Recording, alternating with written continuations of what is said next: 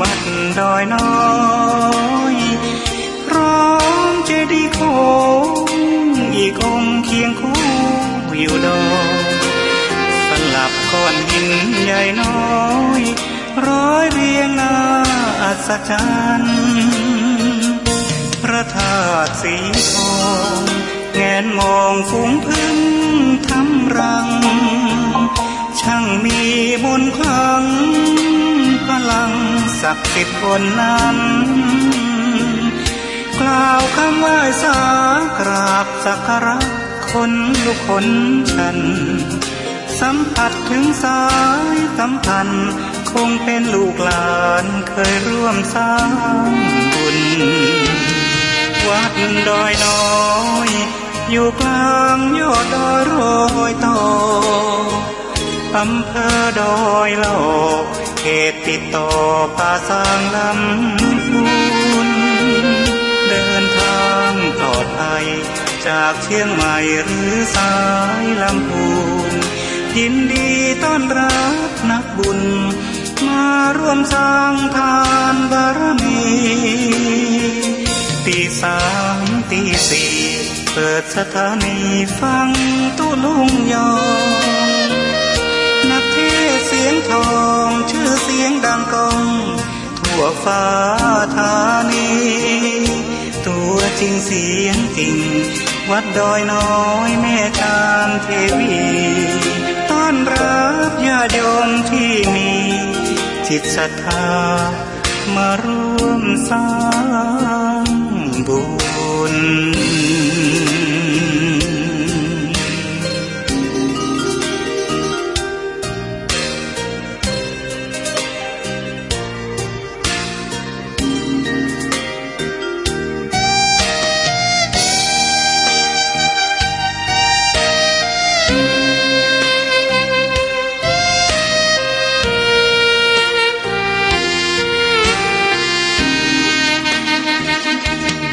วัดดอยน้อย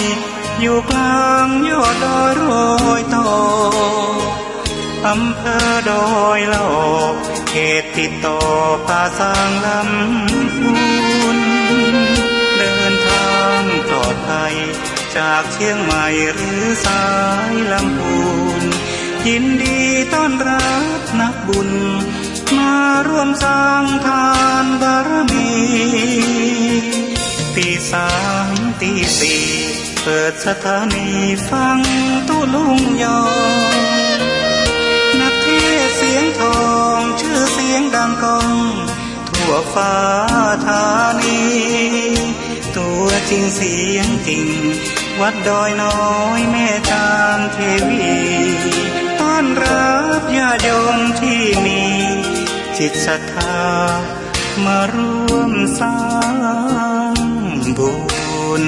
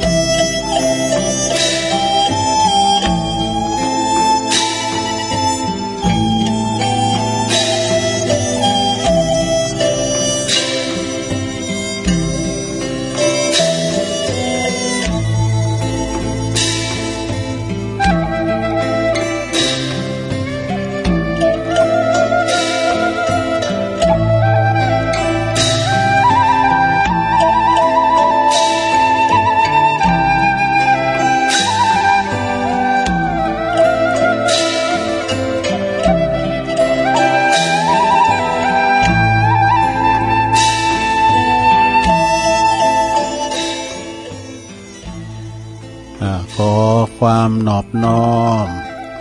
แด่พระรัตนตรัยอันมีพระพุทธพระธรรมพระสงฆ์เป็นสรณะที่พึ่งกราบแนบไต่ไหวสาถวายความเคารพมายังครูบาอาจารย์พระมหาเถรานุเถระตันเจ้าคณะพระสังฆาธิการ พระภิกษุสามเณรเจ้าจุโตนจุองค์กุวัดวาอารามขอเจริญปอนมายังบรรดา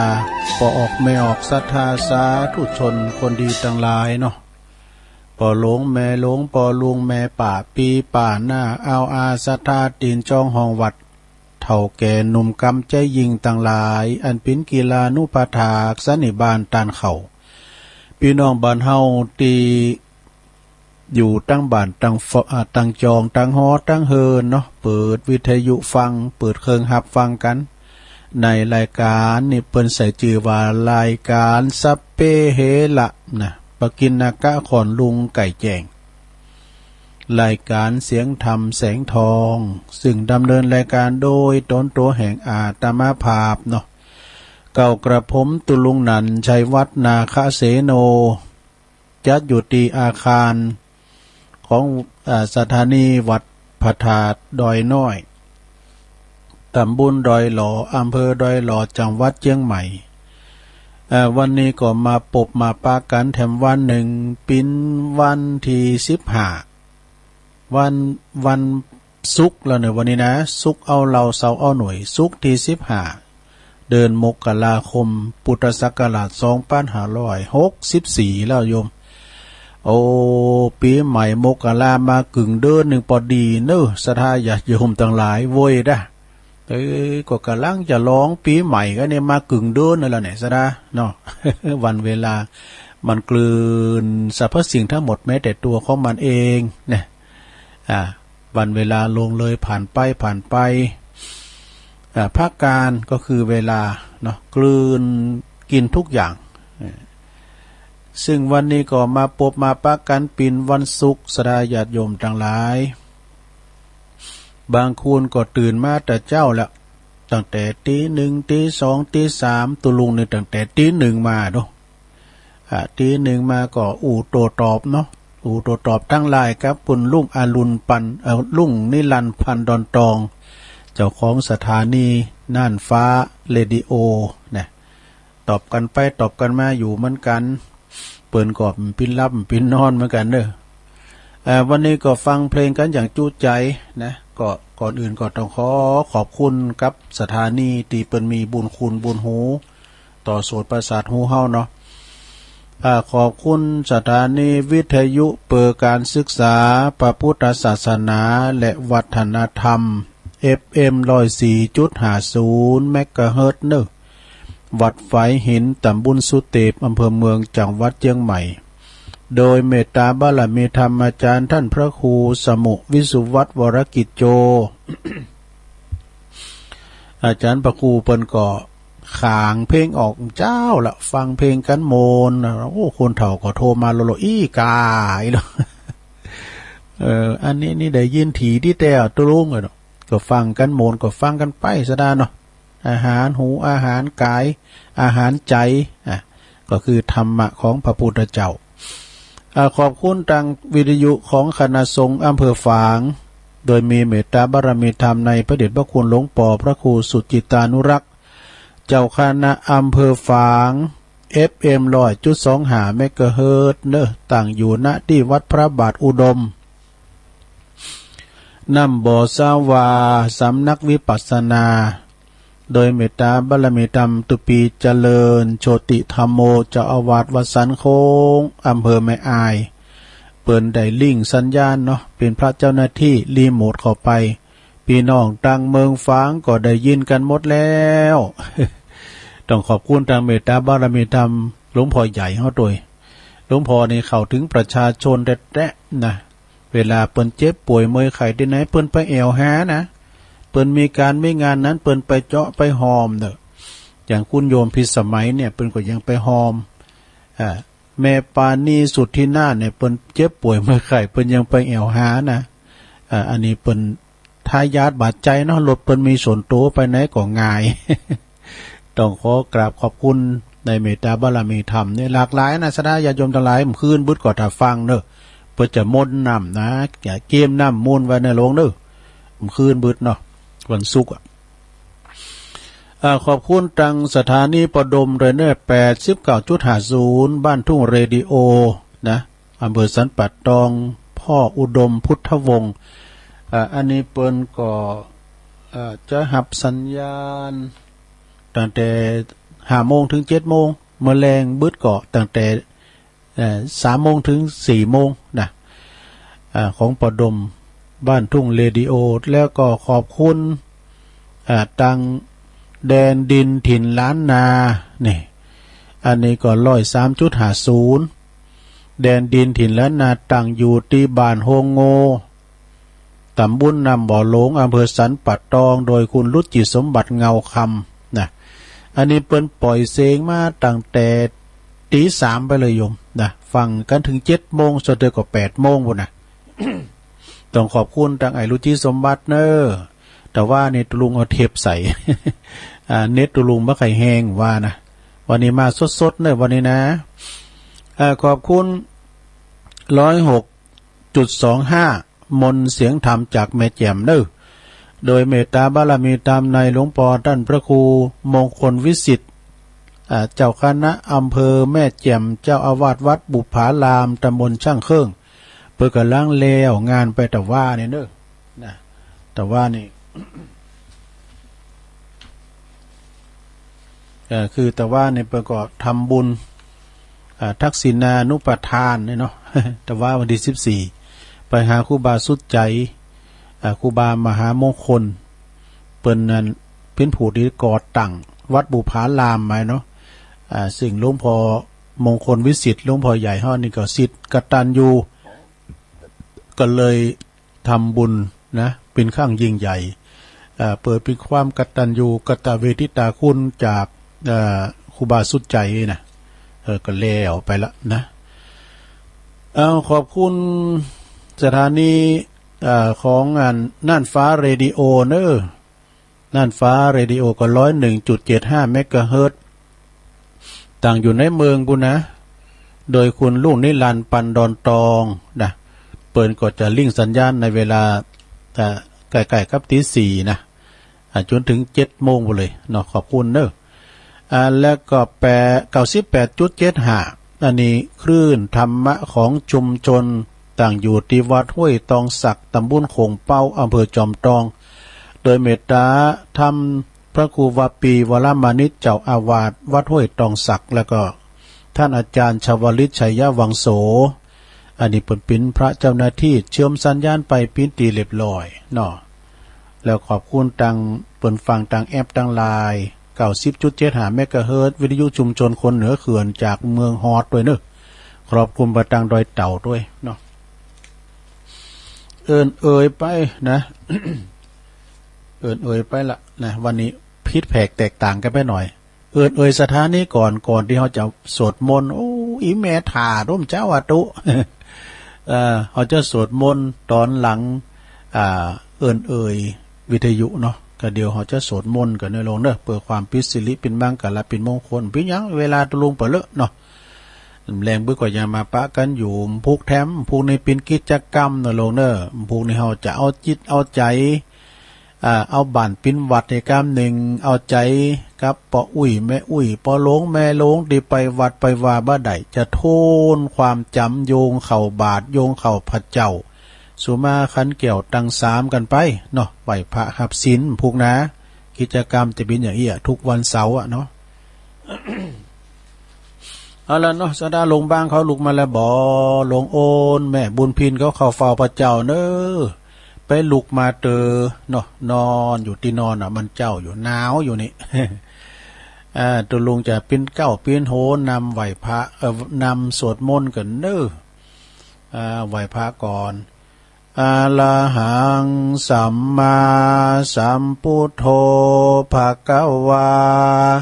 พุทธังภะคะวันตังอภิวาเทมิสวากขา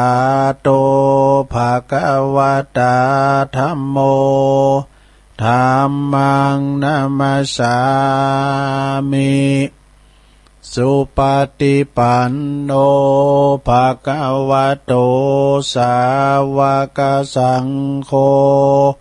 สังฆังนะมามินะโมตัสสะภะคะวะโตอะระหะโตสัมมาสัมพุทธัสสะนะโมตัสสะภะคะวะโตอะระหะโตสัมมาสัมพุทธัสสะนะโมตัสสะภะคะวะโตอะระหะโตสัมมาสัมพุทธัสสะอิติปิโสภะคะวะอะระหังสัมมาสัมพุทโธวิจจาจลานาสัมปันโนสุขโตโลกวิตูอนุตตโลปุริสตัมมาสาลาทิสัทธาเทวะมนุสสานังพุทโธภควติสวากขาโตภควตาธัมโมสันติติโกอากาลิโกเอหิปัสสิโกโอปันนยิโก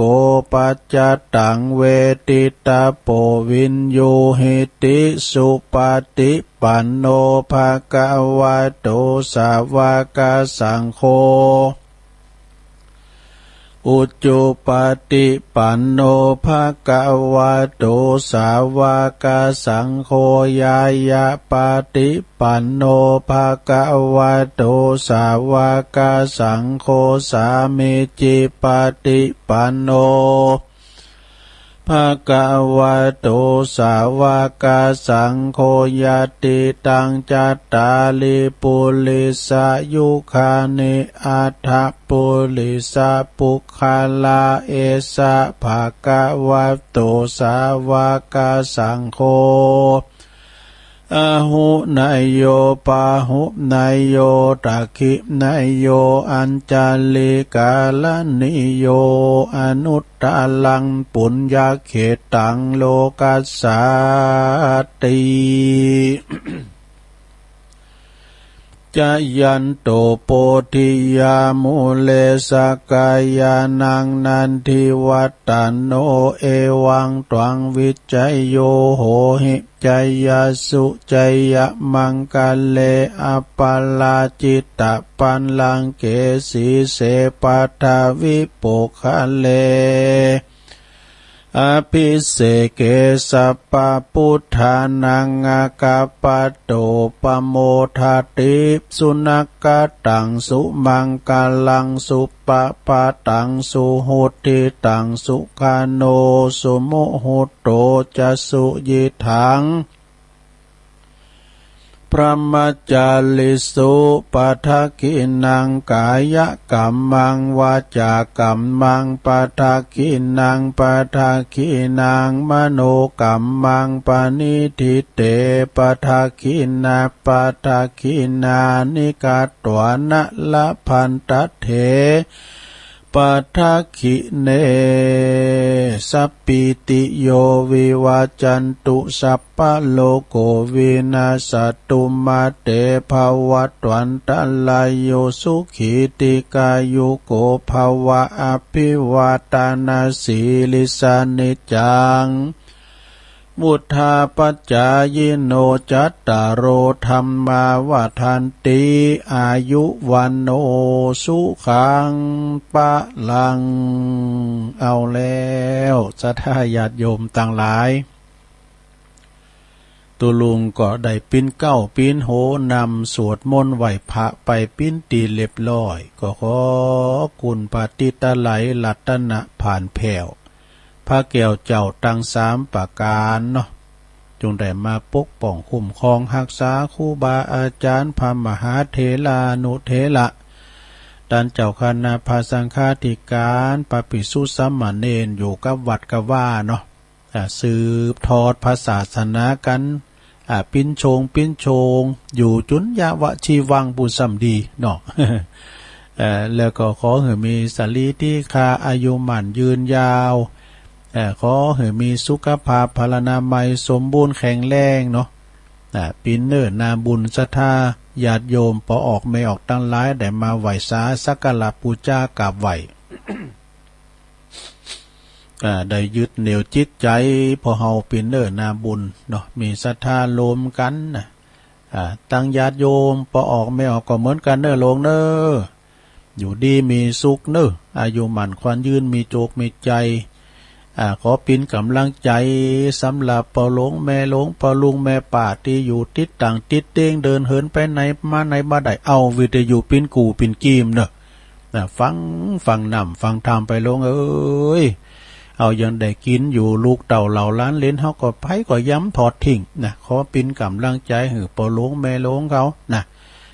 ก็นะสดาญาโยมเฮาเกิดมานี่เพิ่นถึงว่าเฮาเกิดมาใจกรรมเวรภัยมันนะสดา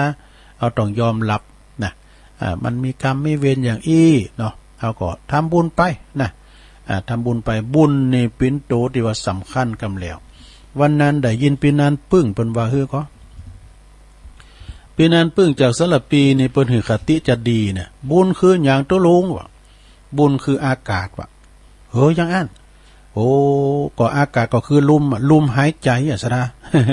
เฮายังมีลมหายใจแถมวันหนึ่งวันนี้ยังมีบุญแถมวันหนึ่งอยู่ได้หันตะวันแม่จันจังหวายังมีบุญได้ยินไก่ขันแถมกำหนึ่งอยู่บุญนี่ปีนั้นปึ้งเปิ้นว่าถ้าว่าเฮามีอากาศก็ไม่ได้มีลมหายใจแดดออกใจเฮายินก็เป็นบุญแต่กันเนาะ ปุญญะหรือว่าบุญนี่นะขอหือบุญกำจูหักษาปอออกไม่ออกศรัทธาญาติโยมทั้งหลายตุลุงก็ขอปินกำลังจิตกำลังใจอำนวยโอยโจกหือครับโอ้ต่างเปิ้นปินปอกกาในขาอินดูอินดูลูกหลานตุลุงหรือว่าปีอ้ายใต้หัวหนองนุงสูงซองที่เปิ้นกล้าขายไล่ลองป้าการตามนัดงานวัดงานวามก่อนตักทายกันโอ้ไม่กล้าในขายเปิ้นก็โฮมทำบุญญาติโยมแล่มเดี๋ยวนี้มันชงงานว่ามันวิทย์เนาะวิทย์หันวิทย์นี่โอ้กาดเพิ่นก็ปิดโอ้ปินดีอินดูปินดีอินดูกับปอกะแม่ขายใกล้มลบทบแทบไปเนาะก้านไต่ก้านเนื้อไปปินจะได้ซะท่ายิงไปกว่านั้นเนี่ยอินดูลูกหลานเฮาที่เปิ้นปินพนักงานตามโรงงานเปิ้นจะปิดกำนะอีกก็มีนะซะท่าเนี่ยสารพัดสารเพนะเรื่องกับกินกับตาเนี่ยโอ้กันมันมีโรคภัยไข้เจ็บมาเบียดเบียนเนี่ยอันนี้ขอคิดสำหรับมหาเถระขอหือคุณไทยทุกคนขอหือคุณไทยทุกคนพ้นจากโรคภัยไข้เจ็บทั้งปวงก้าวข้ามโรคเวรโรคภัยทั้งหลายมีโควิด19เป็นตุ่นจงอยู่ร่มเย็นเป็นสุขตลอดกาลนานเทินอันนี้เป็นคำคติหือคติเป็นกำลังใจคติธรรมโอวาทธรรมของประเดชพระคุณท่านเจ้าคุณพระเทพรัตนนายกหลวงพ่อเจ้าคุณเจ้าคณะจังหวัดละปูนวัดพระธาตุริปูนชัยแล้วก็เป็นผู้อำนวยการเป็นผู้อำนวยการสพอวัดพระธาตุริปูนชัยตัวอันนี้ก็เปิ้นก็ปันโจกอวยใจเนาะสถาก้าวข้ามพ้นไปคือมันได้หมู่เฮาทั้งหลายจะไปประมาทสถาญาติโยมกาดนัดกาหรือว่าเฮาไปที่คุณนาแน่นจะไปลืมเม็ดใส่แม็กใส่หน้ากากไปลงไปประมาทล้างมือบ่อยๆล้างมือด้วยแอลกอฮอล์มันจะอย่างปีนั้นเขายังล้างตั้งนอกผมนี่ล้างตั้งในแอลกอฮอล์ตัวลุงผมเชื่อหมอลูก ใส่ให้นี่ปีนั้นมาดึงทูดึงทางกับว่าโลกนี้มันจะชู้ฮ้อนพระเจ้าแต่นั่นก็ศรัทธาญาติโยมทั้งหลายเห็นป่ากันเนี่ยจะไปประมาทเขาเอาตัวหลอดดูแลสุขภาพร่างกายเขาขอคิดวันนี้นะเปิ้นว่า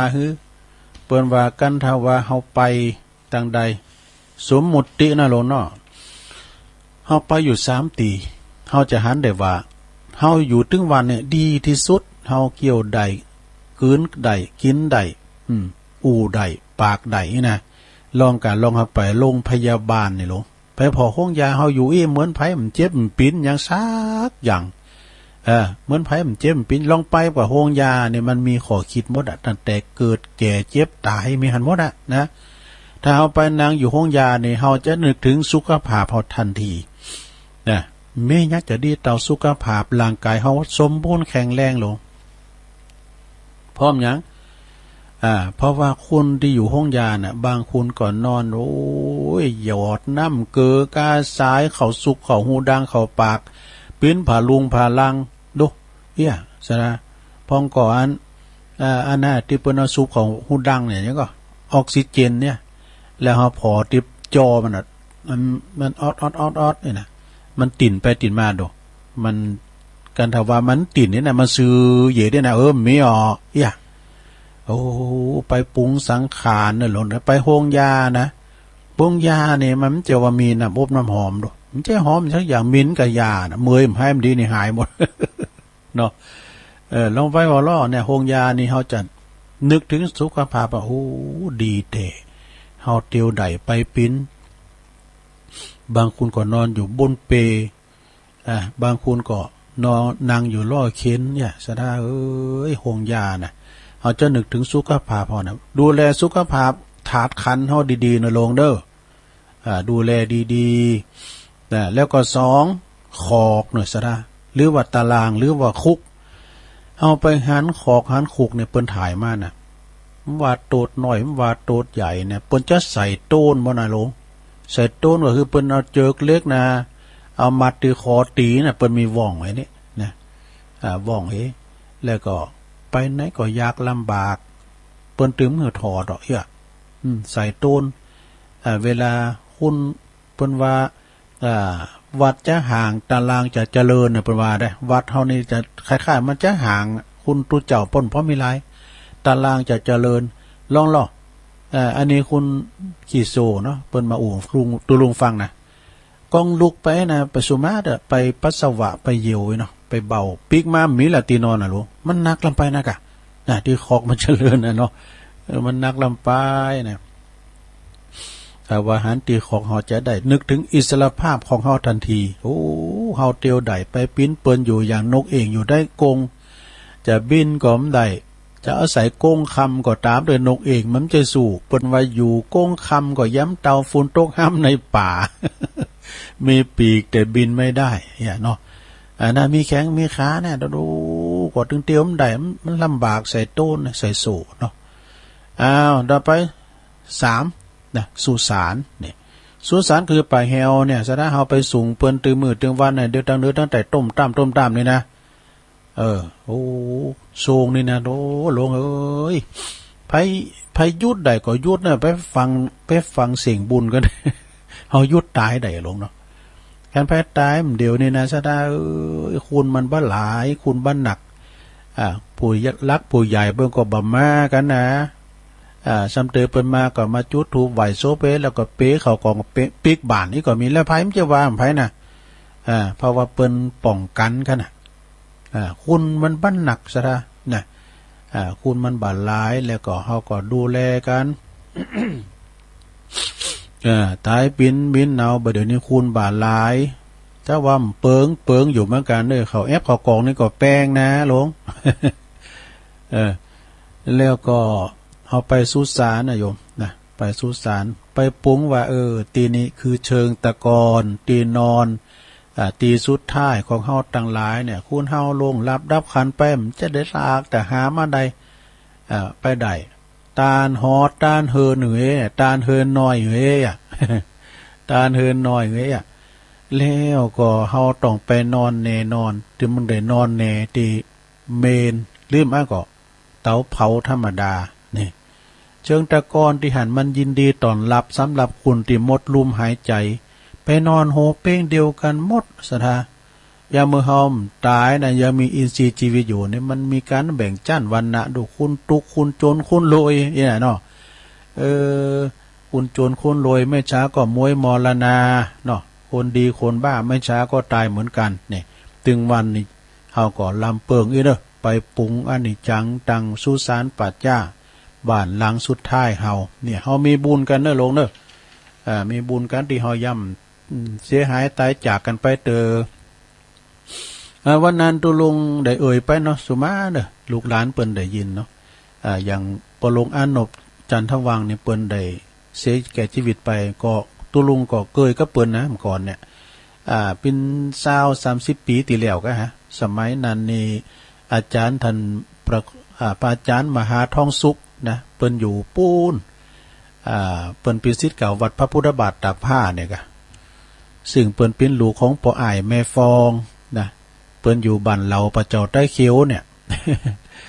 เปิ้นเคยขึ้นวัดสังวาโดยตุลุงมาเปิ้นมีญาติโยมเนาะตุลุงก็เคยไปถึงวัดเปิ้นปุ่น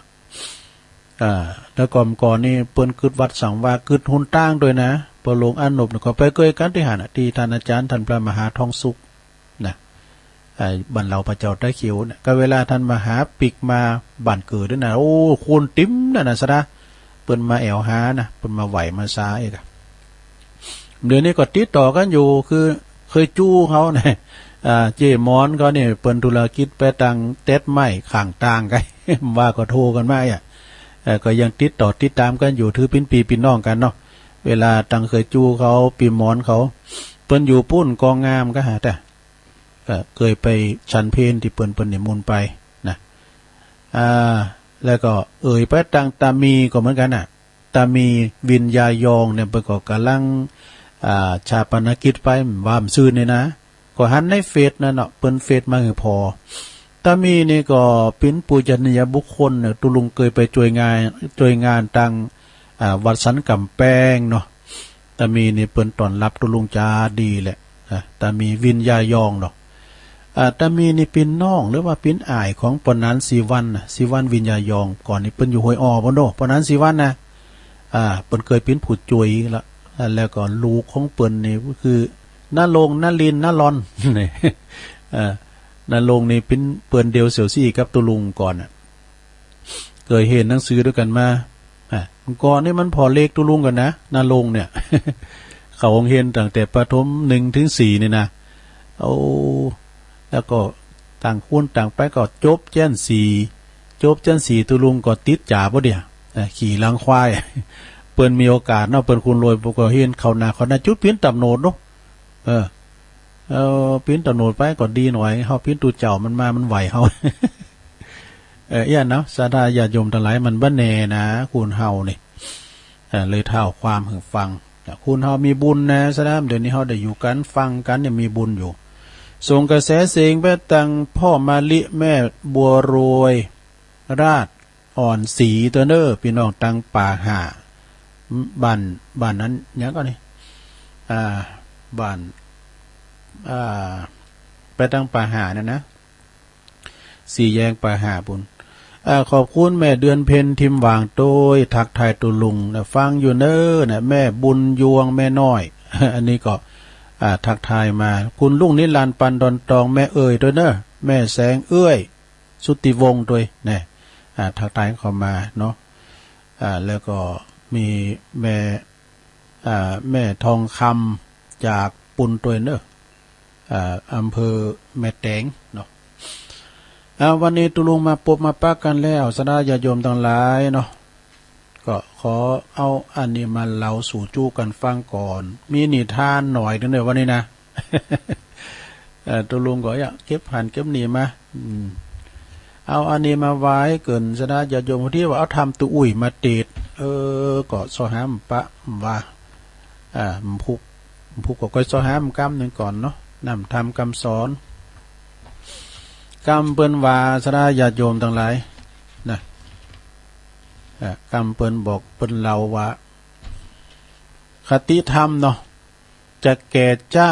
จะแก่เร็วนะก็ต้องแก่ถึงมื้อถึงวันนี่นะสนาญาโยมทั้งหลายต้องลำเปิงว่าถึงวันนี้เฮาแก่กันมาถึงวันนะแก่อย่างไรก็คือเฮาเฒ่ามาเตือนหน่อยอวัยวะเฮาก็ตายเพื่อเตือนหน่อยเฮาตายถึงวันว่ะในธรรมเพิ่นว่านะเฮาตายถึงวันนี้ก็จะตายทำวันหนึ่งก็คือตายจากอายุไปเตือนหน่อยละอ่อนตายจากละอ่อนปิ้นเด็กใหญ่ขึ้นมาหามเห็นหนังสือตายจากเด็กมาปิ้นวัยรุ่นนี่ดู จากหันก็ตายจากวัยรุ่นก็มาปิ้นวัยกลางคุณนะอย่างตุลุงนี่ก็วัยรุ่นเหมือนกันนะโหอย่าว่าวัยรุ่นจ้าตุลุงวัยเล็กรุ่นเยี่ยมลง วัยรุ่นเนาะวัยแรกแย้มลงในใจอ่อนขนาดนั้นแต่แก่จ้าแก่โว้ยมันก็ถึงแก่เหมือนกันศรัทธาญาติโยมทั้งหลายแก่แล้วก็ขอคือเป็นเป้าเปลือกนาเนาะศรัทธาเนาะไม่ใช่ว่าเกิดเหมือนอย่างว่าเท่าพอปีเดือนวันน่ะลืมไปแล้วอ้าวต่อไปจะเจ็บจะป่วยหรือว่าจะบาดเจ็บบาดป่วยมันก็ถึงจะต้องป่วยเหมือนกันนะศรัทธาเนาะอย่างว่าโรคประจำนี่ก็คือโรคเนี่ยร่างกายเขาเนี่ยใหญ่มาโตมาเถ่ามามันถึงประสบพบเจอเหมือนกันหมดเจ็บหัวเข่าแข้งขานี่เหมือนกันหมดอ่ะเนาะลุกก็โอยนั่งก็โอยมันเป็นโรคประจำนะคือมันจะต้องประสบพบเจอบางคนนี่ก็ซะนะบางคนนี่ก็อายุเป็น100 ปีก็มีนะแต่ว่านี่แม่นางโอนนี่เปิ้นอยู่ร่องของเขาฮิปอนี่อายุ100 ปีแล้วเด้อตุนี่นะปุถโธขอถึง120หน่อยเนาะ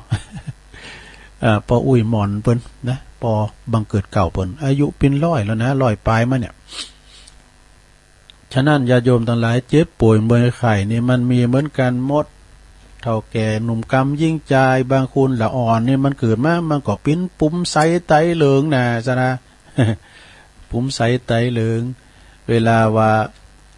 เกิดมาแล้วก็มันป่นขอดก็ดีนะลงเด้อป่นขอดก็ดีทำกรรมนึงจะตายเร็วหรือว่าตายจ้าก็ตายเหมือนกันเนี่ยซะนะญาติโยมทั้งหลายนะความตายนี่อย่างตุลุงว่าน่ะจะไปโกซะนะญาติโยมทั้งหลายคุณได้ที่มันโกตายน่ะนะก็คือว่าเฮาเกมนะเฮาเกมห่อเข่าไว้ดีแล้วนี่เสาะป่าไทยยังไว้เกมห่อเข่าที่จะเดินทางบ้างคุณเนี่ยซะนะเปิ้นโกสักน้อยหรอคุณเก่านี่เปิ้นแป้งหล่องแป้งโล่งไว้กันนะแป้งโล่งไว้ถ่ากันนะซะนะแป้งกล่อมไว้ถ่ากันนะเนี่ยกว้างศอกยาววานนะคือไผแก้วมันกาดแก้วมันป่นไปไหนเนาะก่อนนี่แต่ในกัสนาญาโยมแป้งกล่อมไว้ถ่าก็มีเหมือนกับว่าปอลงเล่าตุลุงนี่ก็เหมือนกันนะปอลงเล่านี่ปบิขโมโดเปิ้นปินคุณต่างปุ่นเจ้าประเทศไทยเอานะได้ยินเปิ้นเล่าให้ฟังนะปอลงเล่านะที่เรา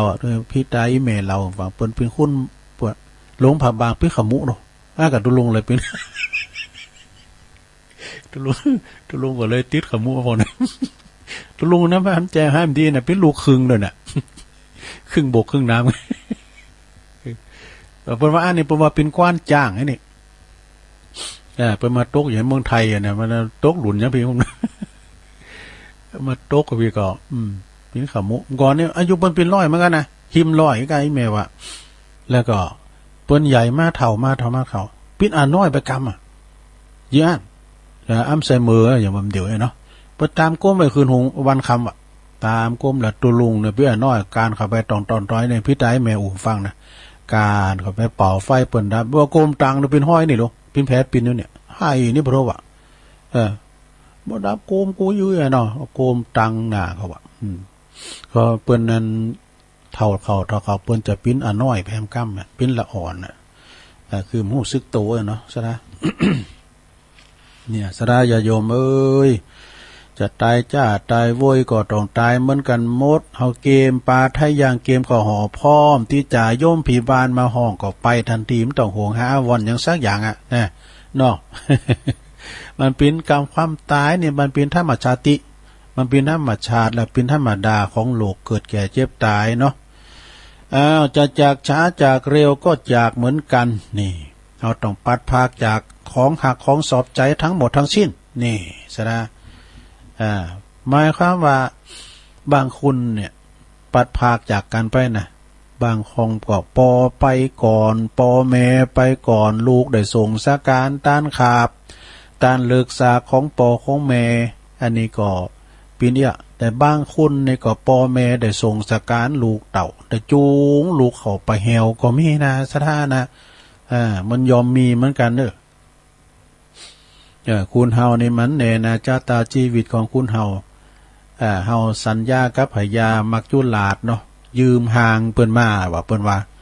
สัญญาว่าจะหือสัญว่าจะเอามาอยู่ไม่เมืองมนุษย์โลกเมื่อคุณในขีดปีสัญญาว่าจะอยู่20 ปี30 ปีหรือว่า80 90 100 ปีอีน่ะเนาะแกมันหมดสัญญามันเอาไปทันทีมันไม่มีการอุทธรณ์อย่างสักอย่างนะและจะมิจะตั้งจะเอาไปติดสินบุญมันก็ไม่ได้เนี่ยพยายามมักยุลาดมันมาป้าใส่มันเอาไปทันทีสัญญาพยายามมักยุลาดเนี่ยแน่นอนเนาะหมดสัญญาปุ๊บมันเอาไปปั๊บอย่างสัญญาธกสนี่ยังเป็นเอ็มเต้นเนอะนะใช่กันดอกไปก่อนน้อยยังบูกันได้ลูก ชีวิตคนเราจะสั้นไม่เท่ากันจะยาวจะสั้นไม่เท่ากันบางคนก็ได้7 ปี8 ปีก็ปีป้อยตายไปก็มีเนาะบางพองก็ปิ้นอย่างฟ้าแมบยามเดียว ลุ่มหายใจจากกันไปสดาญาติโยมทั้งหลายเอาอันนี้มาว่าดำกำหนึ่งเกินสดาญาติโยมทั้งหลายเจ้าวานิทานเนาะอันนี้ก็เอาวาละกรรมนะมาปัดฝุ่นดำกำหนึ่งก่อนนะความสามัคคีคือพลังเนี่ยเหมือนกับมือหันนิ้วเขาเนี่ยนะสดามือหันนิ้วนี่มันมีพลังนะมีพลังอย่างใดนิ้วโกนี่ฮึกหืนบึกบึนเล็บเบิ้นเปิ้นเอาไว้อยู่นะนิ้วโกเนี่ยก็อันนี้กันน่ะฮักหน้าวอกสุมาเด้อกำตุลุงทองนะเอาฮักหน้าวอกนะก้นถ้วยขาวกะงะก็กับมันได้ มันจะเอาอย่างมันจะลงอย่างเดียวด้วยมันยังเอาอยู่นะมันฮักหน้าวอกลงเอากำเข่านะเอาเน้นกำเข่าในเราฮักหน้าวอกแล้วก็เอาใส่ปูแดงเนาะอันจะน้ำพริกตาแดงนะอันใส่ลาบใส่ลาบไว้นะเอาลุงไอ้กำ มันจะเอากระลาบอย่างเดียวเนี่ยมันหลีนคอในมาด้วยอย่างรถแมคโครเอาปากก็ใส่อันนี้เนี่ยแล้วเปิ้นว่ามีลูกอยู่5 คนว่าใจคนหนึ่งนะมันมีลูกอยู่5อันนี้พินิทานนะลงเด้อเคยคู่เราฟังก่อนตัวลุงเปี้ยน้อยนักเลนนะสมัยนั้นมันครูเนี่ยอาจารย์วิรัตปันดอนตองเนาะแม่เพนเพิ่นยังมีอยู่เด้อแม่เพนปันดอนตองเนาะอันนี้แม่เพนนี่เพิ่นก็ฟังรายการตุลุงเพิ่นก็ไปตานพินแสนเด้อตานดุงนี่มิตรพองอาจารย์วิรัตปันดอนตองเพิ่นเป็นครูใหญ่ดูนะแล้วก็มีสมัยนั้นก็มีอาจารย์ประเสริฐวรรณวิจิตรนี่อาจารย์ประเสริฐนี่เหมือนว่าเดิมเพิ่นอยู่ตั้งจอมตองเนี่ยนะอาจารย์ประเสริฐวรรณวิจิตรแล้วก็อาจารย์เลื่อนตาเซี่ยวอันนี้ปครูเฮายังมีอยู่นะอยู่ที่ปะหกฝาดหนุ่มตลอดกาลเหมือนกับอาจารย์ไพบูลย์หมอศาสตร์ อันนี้เปิ้นรักษาหุ่นสดทรงเปิ้นดีครับพอข่าวประคอนี่สิท่านหนุ่มรถตะลุงกันอาจารย์เลื่อนตาเซี่ยวนะโค้ชฟุตบอลเนาะสมัยนั้นก็มีแถมอาจารย์สุ่มวังที่ยองนี่อาจารย์สุ่มวังที่ยองปครูเปิ้นอยู่น้ำดิบเนี่ยแม่บุญเขานี่นะอยู่น้ำดิบน้อยดงนิมิตนี่กะปากตั้งนะปากตั้งเข้าวัดดงนิมิตเปิ้นก็สอนเจน2ตลอดสมัยนั้นนะแล้วก็มีอยู่กับมีอาจารย์ฉไหนอาจารย์ฉไหนนันตินี่อาจารย์ฉไหนนันตินี่พ่อครูเฮาโนเปิ้นอยู่ปุ้นบันหวายนะโอ้เฮินเปิ้นล้างโลงเขาจี้พอละอาจารย์ฉไหนนี่เปิ้นก่อนนี่เปิ้นสอบห้องเพลงโด โอ้กุศลนะแล้วก็อาจารย์ประเสริฐวรรณวิจิตรเนี่ยกับเปิ้นเล่าให้ฟังเกี่ยวกับเรื่องความสามัคคีปอกับลูกเนี่ยปอกับลูกดูกว่าจะถึงนิทานเนี่ย70,000 เท่าความมีชายคนหนึ่งมีลูกหลานมีลูกอยู่หลายคนเปิ้นว่ามี10 คนกับแล้วลูกมี5 คนมี5 คนลูกเหล่านี้นะมักจะทะเลาะวิวาทกันคือมันเคี่ยวกันพิษกันบ่ละห้องละแหงกันวุ่นวายอยู่เสมอเนี่ยปอก็จะว่าเก่าตักเตือนอย่างได้ลูกหลานหมู่นี้ก็บ่ฟังทะเลาะกันตลอดนี่ปออยู่มาวันหนึ่งเนี่ยปอก็ห้องลูกมาลูกเอ้ยลูกทั้งหลายนะบ่ายเก้าแม่มละเขามานี่เปิดก็ห้องมาพร้อมหน้าพร้อมตากันนะมาพบกันแล้วก็พร้อมหน้าพร้อมตากันแล้วปอก็บอกให้ลูกทุกคนว่าสูเขานี่อยู่ไหนก็ละห้องละแหงกันพิษพ้องมองใจกันมันถึงมีนะสถานเนาะพี่น้องกันมันถูกหมู่กันลงถงส่งกันป้อนะ บางคนนี่ก็ปากหอพอหนากันก็มีนะน้องพี่น้องเดียวกันนี่นะ ก็ขอให้พวกเจ้าทั้งหลายน่ะถึงหาคุณนี่นะไปหาขันแนงไม้ไผ่มานะคนละอันสองอันเอามานี่นะอันคุณปอจะเอาไม้ขันแนงไม้ไผ่มาจะได้ครับเดี๋ยวจะลูกใจคนหนึ่งขึ้นถามสงสัยเพราะความสงสัยจงรีบเอามาเร็วๆเถอะหน้านะเดี๋ยวจะบอกเหอะเดี๋ยวจะหู้เองนี่ไงปอก็บอก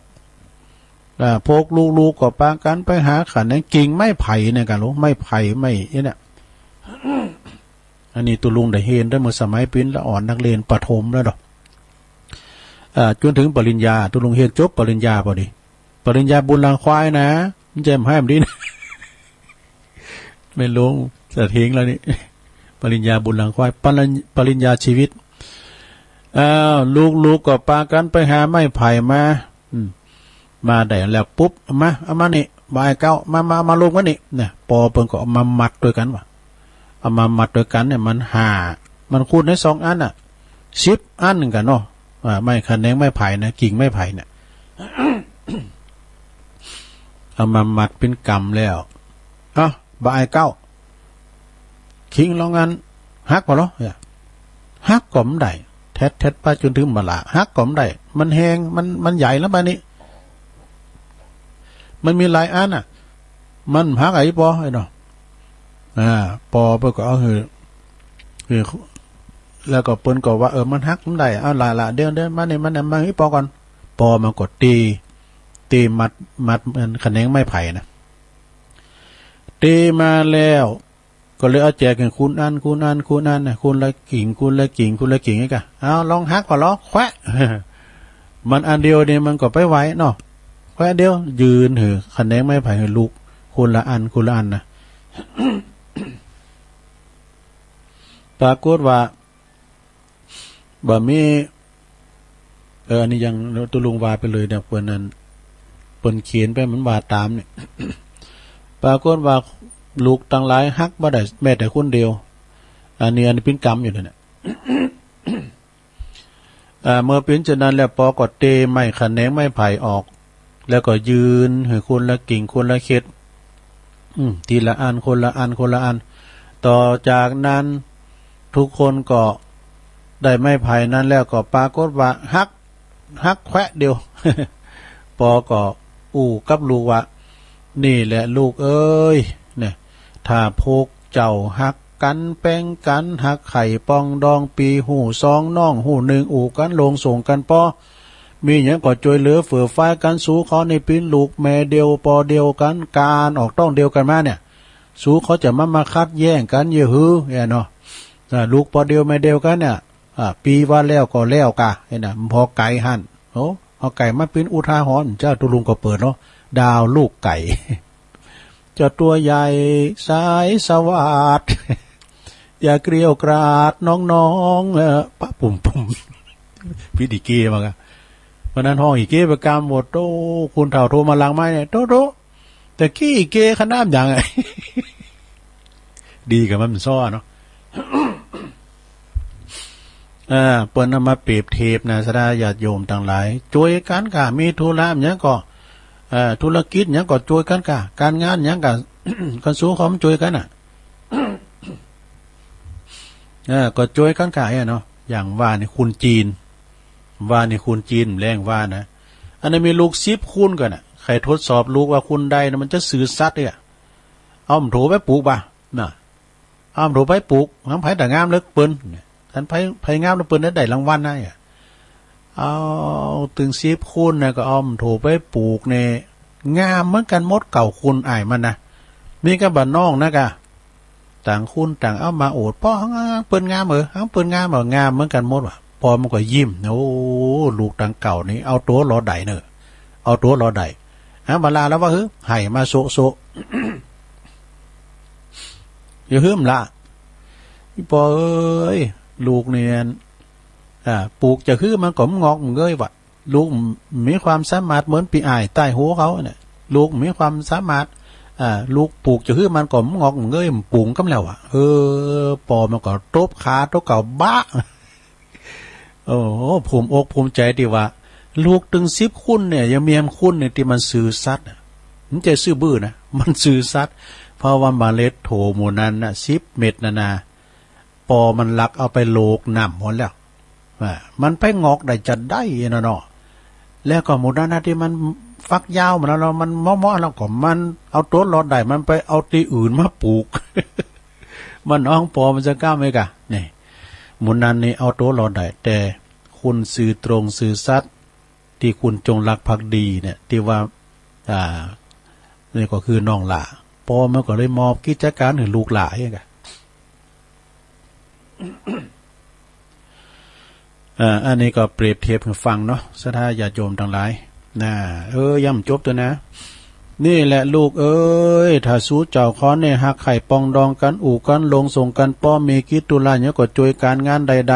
ๆคือมีความกลมเกลียวรักใคร่สมานฉันท์เป็นอันหนึ่งอันเดียวกันกะนะปีหูซองน้องคนนึงมีเนี่ยก็จวยกันกะพวกเจ้าก็จะมีกำลังมั่นคงขึ้นมาเด้อนะเหมือนกับขันแนงไม้ไผ่ตีปอเอามัดเป็นมัดเดียวเนี่ยสู้เขาหักก็ย่ำหักถึงว่ามีไผมาคิดลายทำลายจะทำลายก็บ่สามารถตีจะทำนั่นยังพวกเจ้าเขาได้นี่แต่ถ้าหากว่าพวกเจ้าเนี่ยลูกๆเนี่ยเอาแต่ทะเลาะวิวาทบาดหมางกันนะต่างคุ้นต่างอยู่ก็เช่นเดียวกับขันแนงไม้ไผ่อันเดียวเนี่ยหักแควะเดียวไผจะมาทำลายไผจะมาทำอย่างก็ได้ง่ายนะบ่จ้าบ่นานเนี่ยสู้เขาก็อยู่บ่ได้เนอะนี่ปอปนหือโอวาทนะซะนะตั้งแต่หานมาลูกๆทั้งหลายเนี่ยก็เลยหักไข่ปองดองสามัคคีสมานฉันท์บัดทะเลาะวิวาทกันอีกต่อไปเลยนี่เรื่องนี้ก็จบลงไป นิทานของครูชัยทองขันนิทานเรื่องนี้เปิ้นสอนให้ฮู้ว่าความสามัคคีรักใคร่ปรองดองนะกันนะเป็นพลังอันยิ่งใหญ่ตีบ่มีไผมีผู้ใดทำลายใดนี่ฮักกันแป้งกันนะลงเนอะจะไปพิษเถงโหกัน โดยเฉพาะก็เป็นลูกพ่อแม่เดียวกันเป็นปีน้องกันน่ะจะไปพิษเถงกันกะเนาะชำเตอนี่ปากหอมพอนาการชำเตอปอแบ่งมรดกตกทอดเหรอมันบัดถลากันน่ะกรรมบักเก่ามันกรรมมันว่าบัดถลานี่ มันเป๊ะว่ามันยังได้ไม่น้อยมันถลากันน่ะตุลุงก็เลยได้ยินมาคุณถามว่ามันถลากันน่ะตุมันเสมอกันนะก็แฮเนาะแบ่งกันในส่วนแบ่งที่ไม่เป็นธรรมแม่เตยบ่ายเก้าอย่างตุลุงว่าเนี่ยเฮาเนี่ยไอ้หน้าหงน้ำท่วมนี่ก็เปียอีลาเนี่ยอยู่หน้าดอนบ่น่ะเข้ามาในไสอย่างเต้นปีนตายหาเนี่ยตานหาด้วยรู้เป็นเหี้ยดอกจะไปพิษกันเนอปีหูสองน้องหูหนึ่งอย่างนี้ล่ะมันอยู่เฮิรนเก้ามันเล่งปอเล่งแม่บ่ายเก้าเขาอยู่ต่างถิ่นต่างแดนน่ะปันเด้อเอามันเด้อคุมโหหอเฮิรนน่ะยกออกมาเฮ้มันพอปอพอแม่อีกอ่ะเนาะแต่ส่วนมากแต่เป็นอย่างนั้นน่ะลุงเนอะไผที่อยู่หออยู่เฮิรนมันโดยมากนี่จะเป็นอีหล่าไปหนักหล่าไปหนักเนาะหล่าก็ดิมหล่านี่เป็นปอจายอีหล่านี่เป็นแม่ยิงเนี่ยเมืองเขาแต่เตเหมือนก่อนมาคุณมันไม่ลูกนักหรอกเนี่ยก็อย่างว่านั่นนี่ชำเตเปิ้นก็แปลงใจหาคนที่อยู่เฝ้าปอเฝ้าแม่เนาะเปิ้นเลงอยู่หั่นน่ะได้กินก็เลงอยู่หั่นน่ะเนาะแล้วก็ลูกเต่าทั้งหลายอยู่ไกลเนาะแล้วได้ก็ได้กินกับลูกไปลูกลาเมมลานะกะได้กินกับเมมลานะกะถึงวันเนี่ยแล้วได้ก็คุณเฒ่าจะไปเป็นคุณเฒ่าป้าปิ่งอย่างในเพลง โอ้กูคือทอดไอ้น้อยมันมาวันนั่นกูกินจีนวันข้าม อันนั้นเป็นเมื่อไหนมาดูนั่นเฮาเนี่ยก็อยู่นี่ถึงวันไหนแม่อย่างกินก็กินไปไงแม่ กินข้าวเนี่ยเดี๋ยวเขาจะไปกลางโต๊ะก่อนแต่บึดมึงก็เอาพักปังแบบสักนี่จังว่าได้แต่บึดมึงก็เอาพักปังแบบสักหามเนี่ยกูล้ำกูมัก ก็ล้ำได้เนอะไม่จิ้นสุ่มใส่นะพักปังเนี่ยจีพริกดิบกับเนี่ยเหมาะ เอว่ากันไปในลงเนอะจบแล้วฮะ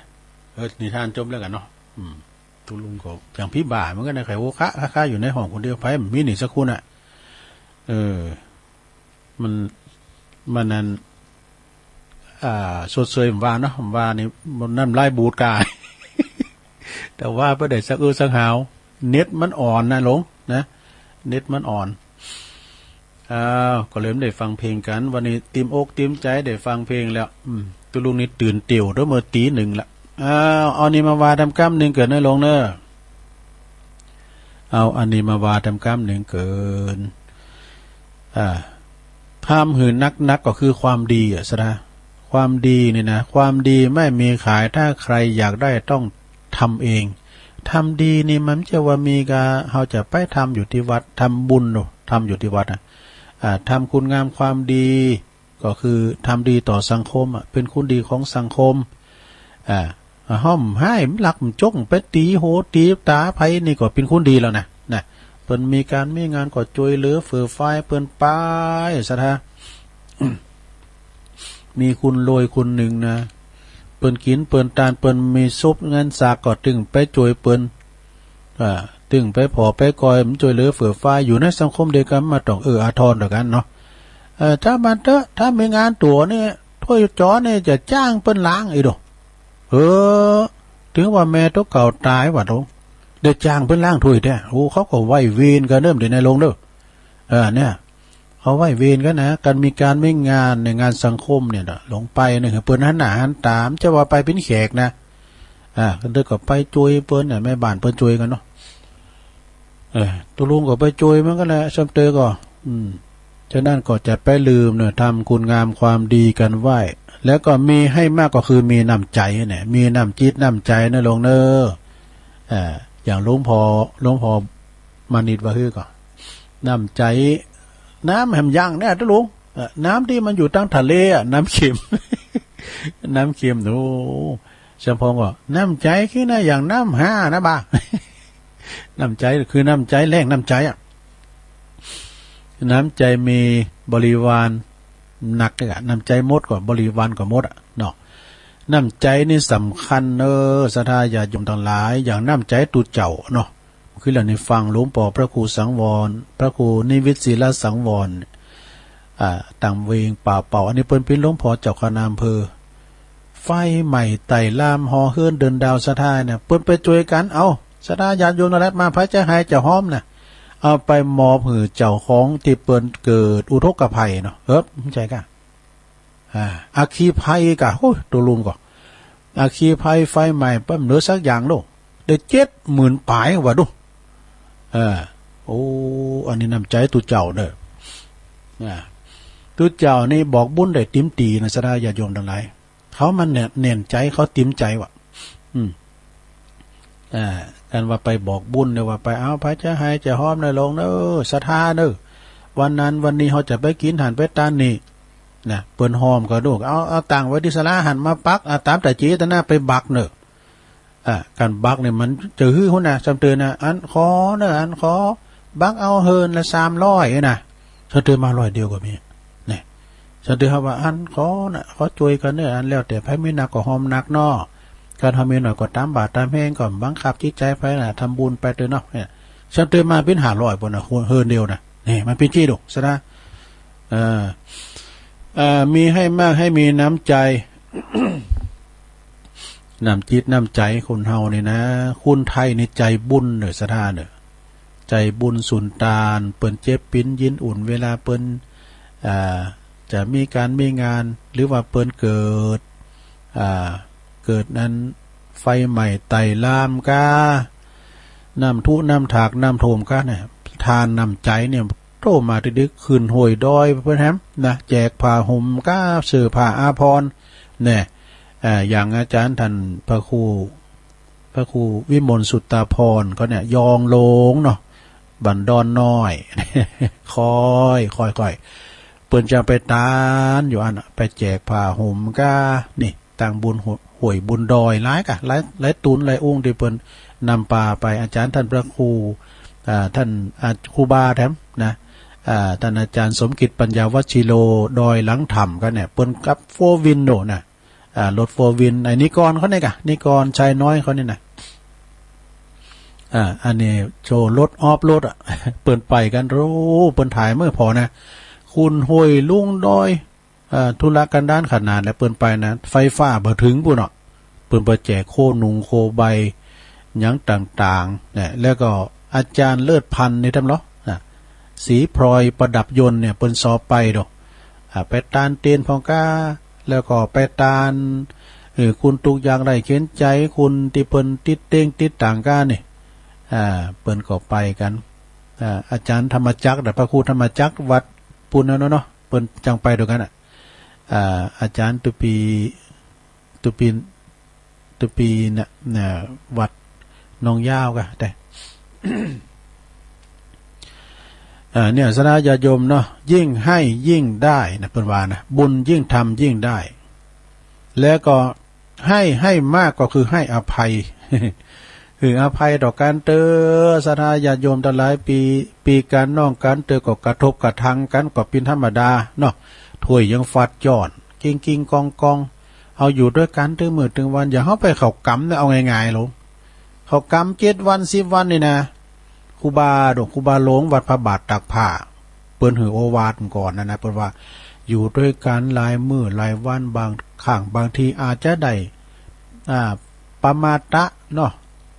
ตุเจ้าน้อยตั้งแต่ก็เป็นนางตีครูบากามนะก็ปมาตะโดยกายกรรมวจีกรรมวโนกรรมเป็นการที่ว่าโดยกายวาจาใจเนี่ยการออกกรรมนี่เปิ้นจะมีการสุมากาละวะดอกนะแต่ยิ้มน้อยยิ้มใหญ่ใส่ครูบาอาจารย์ได้ยกที่ต่ำยามที่สูงนี่นะเปิ้นจะมีสุมาคาละวะพระผู้เป็นประธานเรายังมีแห่นตำเดียวเนาะเดี๋ยวนี้ก็เพื่อเข้ากรรมเนาะวันจะออกกรรมเอาอะไรนี้ สุมากาละวะพระสงฆ์ผู้เป็นประธานแสดงว่าแสดงนำใจว่าเฮามีความเคารพกันนะมีความเคารพกันมีหันภาพนะทุกลุงยังประทับใจอยู่เนอะประทับใจเปิ้นเฟซออกมานะคณะสงฆ์ตำบลดอยหล่อเขต1นี่เขต1นี่ก็เมตตาบารมีธรรมอาจารย์ท่านพระครูท่านพระครูเจ้าคณะตำบลนะวิพาทวรคุณ ฮิแต่ลืมนี่เปิ้นเจ้าคณะตำบลเป็นประธานสงฆ์ในตำบลดอกแล้วก็อาจารย์พระครูสุเมธธรรมเสวีนี่เปิ้นก็อายุวษาก็ตะไคร่ไล่เลียกันนะและเปิ้นก็ยกอาจารย์พระครูวิพาทวรคุณในเป็นจากการตำบลแล้วก็มีในตำบลนั่นน่ะเปิ้นไปสุมาคาลาวะเนาะเปิ้นยกมือไหว้แล้วก็ตังพระครูเปิ้นก็ยิ้มแล้วก็ยิ้มกันกูตุนกูองค์มหารประทับใจได้แต่นะเนี่ยนำใจตุเจ้าเปิ้นไหว้กันโดซะนะเปิ้นไหว้กันถึงวันสุมาคาลาวะเดินจีปีใหม่ก็นี่เป็นวัฒนธรรมอันงดงามกำแล้วแหละซะนะอย่างตุลุงเขาเนี่ยก็ไหวกันในวันเวลาวันตาโลงแล้วเนาะหลวงพ่อก็วินนามานี้ประเด็นก็กราบไม่ตุลุงก็นำวันตามิพันเตสาปังงามปาลาทา มันไหวกันทั้งวันซะนะเนี่ยอันพี่นี่ดูมันไหวมันยิ้มนะลงเด้อมันยิ้มมันไหวหืออภัยต่อกันมีอย่างก่อนนักนิดเบาหน่อยเนาะนักนิดเบาหน่อยก็อภัยให้กัน คุณเฮานี่ถ้าว่ามีการอภัยให้กันในอยู่ในดิ่งหม่นเกตก็เกตคำในจิตในใจเนาะ มันถึงมีการให้อภัยต่อกันนะถึงเผาผีกันเลยอีกก็มีนะสดาสัปดาห์ปีกันน้องกันเนี่ยต่อไปลืมไม่ได้ก็คือความแค้นโอ้เวรย่อมระงับด้วยการไม่จองเวรนโยมเด้อจะไปแค้นกันเด้อมันมีหลายไผก็มีมกสัทธรูน่ะตุลุงก็มีสัทธรูเนี่ยได้เฮาก็ถึงปรุงว่างแล้วก็แผ่เมตตาเพิ่นเด้เนาะคุณเฮาเนี่ยอยู่ด้วยกันมันถึงป100ปีเหมือนเฮาก็จากกันไปละนะกันเพิ่นไปก่อนเฮาไปก่อน มันแน่นะซะเนาะจะมาเด้อยกเว้นกันนี่อภัยกันนี่นะจงทำใจเฮาคือมันปล่อยวางจะไปเขตเนาะกันเฮาปล่อยวางแล้วก็แผ่เมตตามื้อนี้แล้วก็ต่อไปจำให้แม่นคือบุญคุณคนนี่บุญคุณคนนี่จะไม่ลืมแตะ ศรัทธาญาติโยมทั้งหลาย โดยเฉพาะบุญคุณพ่อแม่เนี่ยนะพ่อแม่ผู้ให้กำเนิดเกิดเรามาจะไปลืมบุญคุณของเปินพ่อแม่เฮาเนี่ยเป็นพระเจ้าคินเฮาเป็นเทวดาอย่างว่าตุลุงว่าคือก็ตักบาตร100 วัดไม่เท่าตักข้าวให้ตักข้าวใส่ปากพ่อแม่เนาะ จะเฮ้ยก็ตุลุงเคยว่านะลืมไปแล้วก็ได้ลองพอกันนะได้หลงเต้นเนี่ยกะลูกเต้าต่างหลายฮือใดฟังไว้อาตมาม่อนไทยจักเล่าไขจ่าพระคุณมารดาแม่มาเล่าอู้ลูกเกิดออกมาอีแม่มีใจจื่นสู้เป็นดีอินดูเจนล้ำอดกั้นอาหารข้าวหวานหลายครั้งกินแต่ปรีต้มพริกดำ กำปิและหาบ่ได้กินอย่างกลัวสาบตึงดังพิษเดือนเป็นบ้ากลัวบ่มีไผเลี้ยงดูลูกข้าพุทธาธิดาลูกน้อยคนอื่นหมื่นแสนหลายปันหลายร้อยบ่เต้าแม่เจ้าสักคนลูกเคยลองนึกกึดดูเหตุผลได้เกิดเป็นคนย้อนแม่ของเจ้านี่แม่เกิดออกมายังบ่ลูกเกิดออกมายังบ่ได้กินข้าวได้แต่มัวเมาล่ำร้องลูกเจ็บในหาเจ็บขาเจ็บท้องแม่เฝ้าอยู่ห้านเจยจมน้ำอ้อยน้ำมิ้นนมข้นนมผงบ่เต้าน้ำนมมารดา2 เต้าลูกได้ดูดกินจนอิ่มตังเข้าแม่ยอมซบเซาแต่ตักแม่สู้พ่ายผอมถนอมความฮักอวบฟักอยู่หั่นจำเจ เลี้ยงดูลูก เลี้ยงดูลูกน้อยบ่ได้หันเหอุ้มจอมในเปลับเตอลูกล่าลูกม้อยลับไปอีแม่ก็ฟังล้นไปซักผ้าอิดหิวโรยราฟังฟ้าวฝนตกสุยผ้าอ้อมหมอกยาวนะดังไฟตากแห้งห่มขวัญลูกตื่นเต็มแล้วกลัวลูกจักกวนอุ้มสีลำดวนอาบน้ำพ่อนเขา แม่ไปให้เด้อ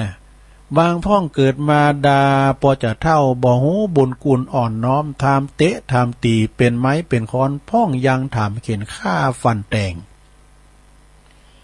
กึดทอดแม่ฮักเหมือนแก้วเหมือนแสงมดง่ามมดแดงอีแม่บ่ฮื้อได้ใกล้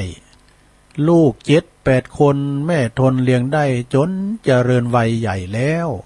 ส่งไปศึกษาบ่ฮื้อกาดแก้วลาดไปหลงดื่มเหล้าเมาเบียร์เฮียนมานักล้ำเอาขว้างในเหียมีผัวมีเมียซ้ำบ่มาใกล้ เมื่อแม่เจ็บเป็นหนาวเย็นเมื่อยไข้เจ้าตึงบ่มาใจแถมซ้ำที่สมบัติหลักฐานให้นาป่าตางลูกยังหวังได้คนเดียวน้ำตาแม่ตกอกแม่เป็นเปียวที่แม่คนเดียวลูกเลี้ยงบ่ได้ นี่นะแต่นะอีแม่ก็กึ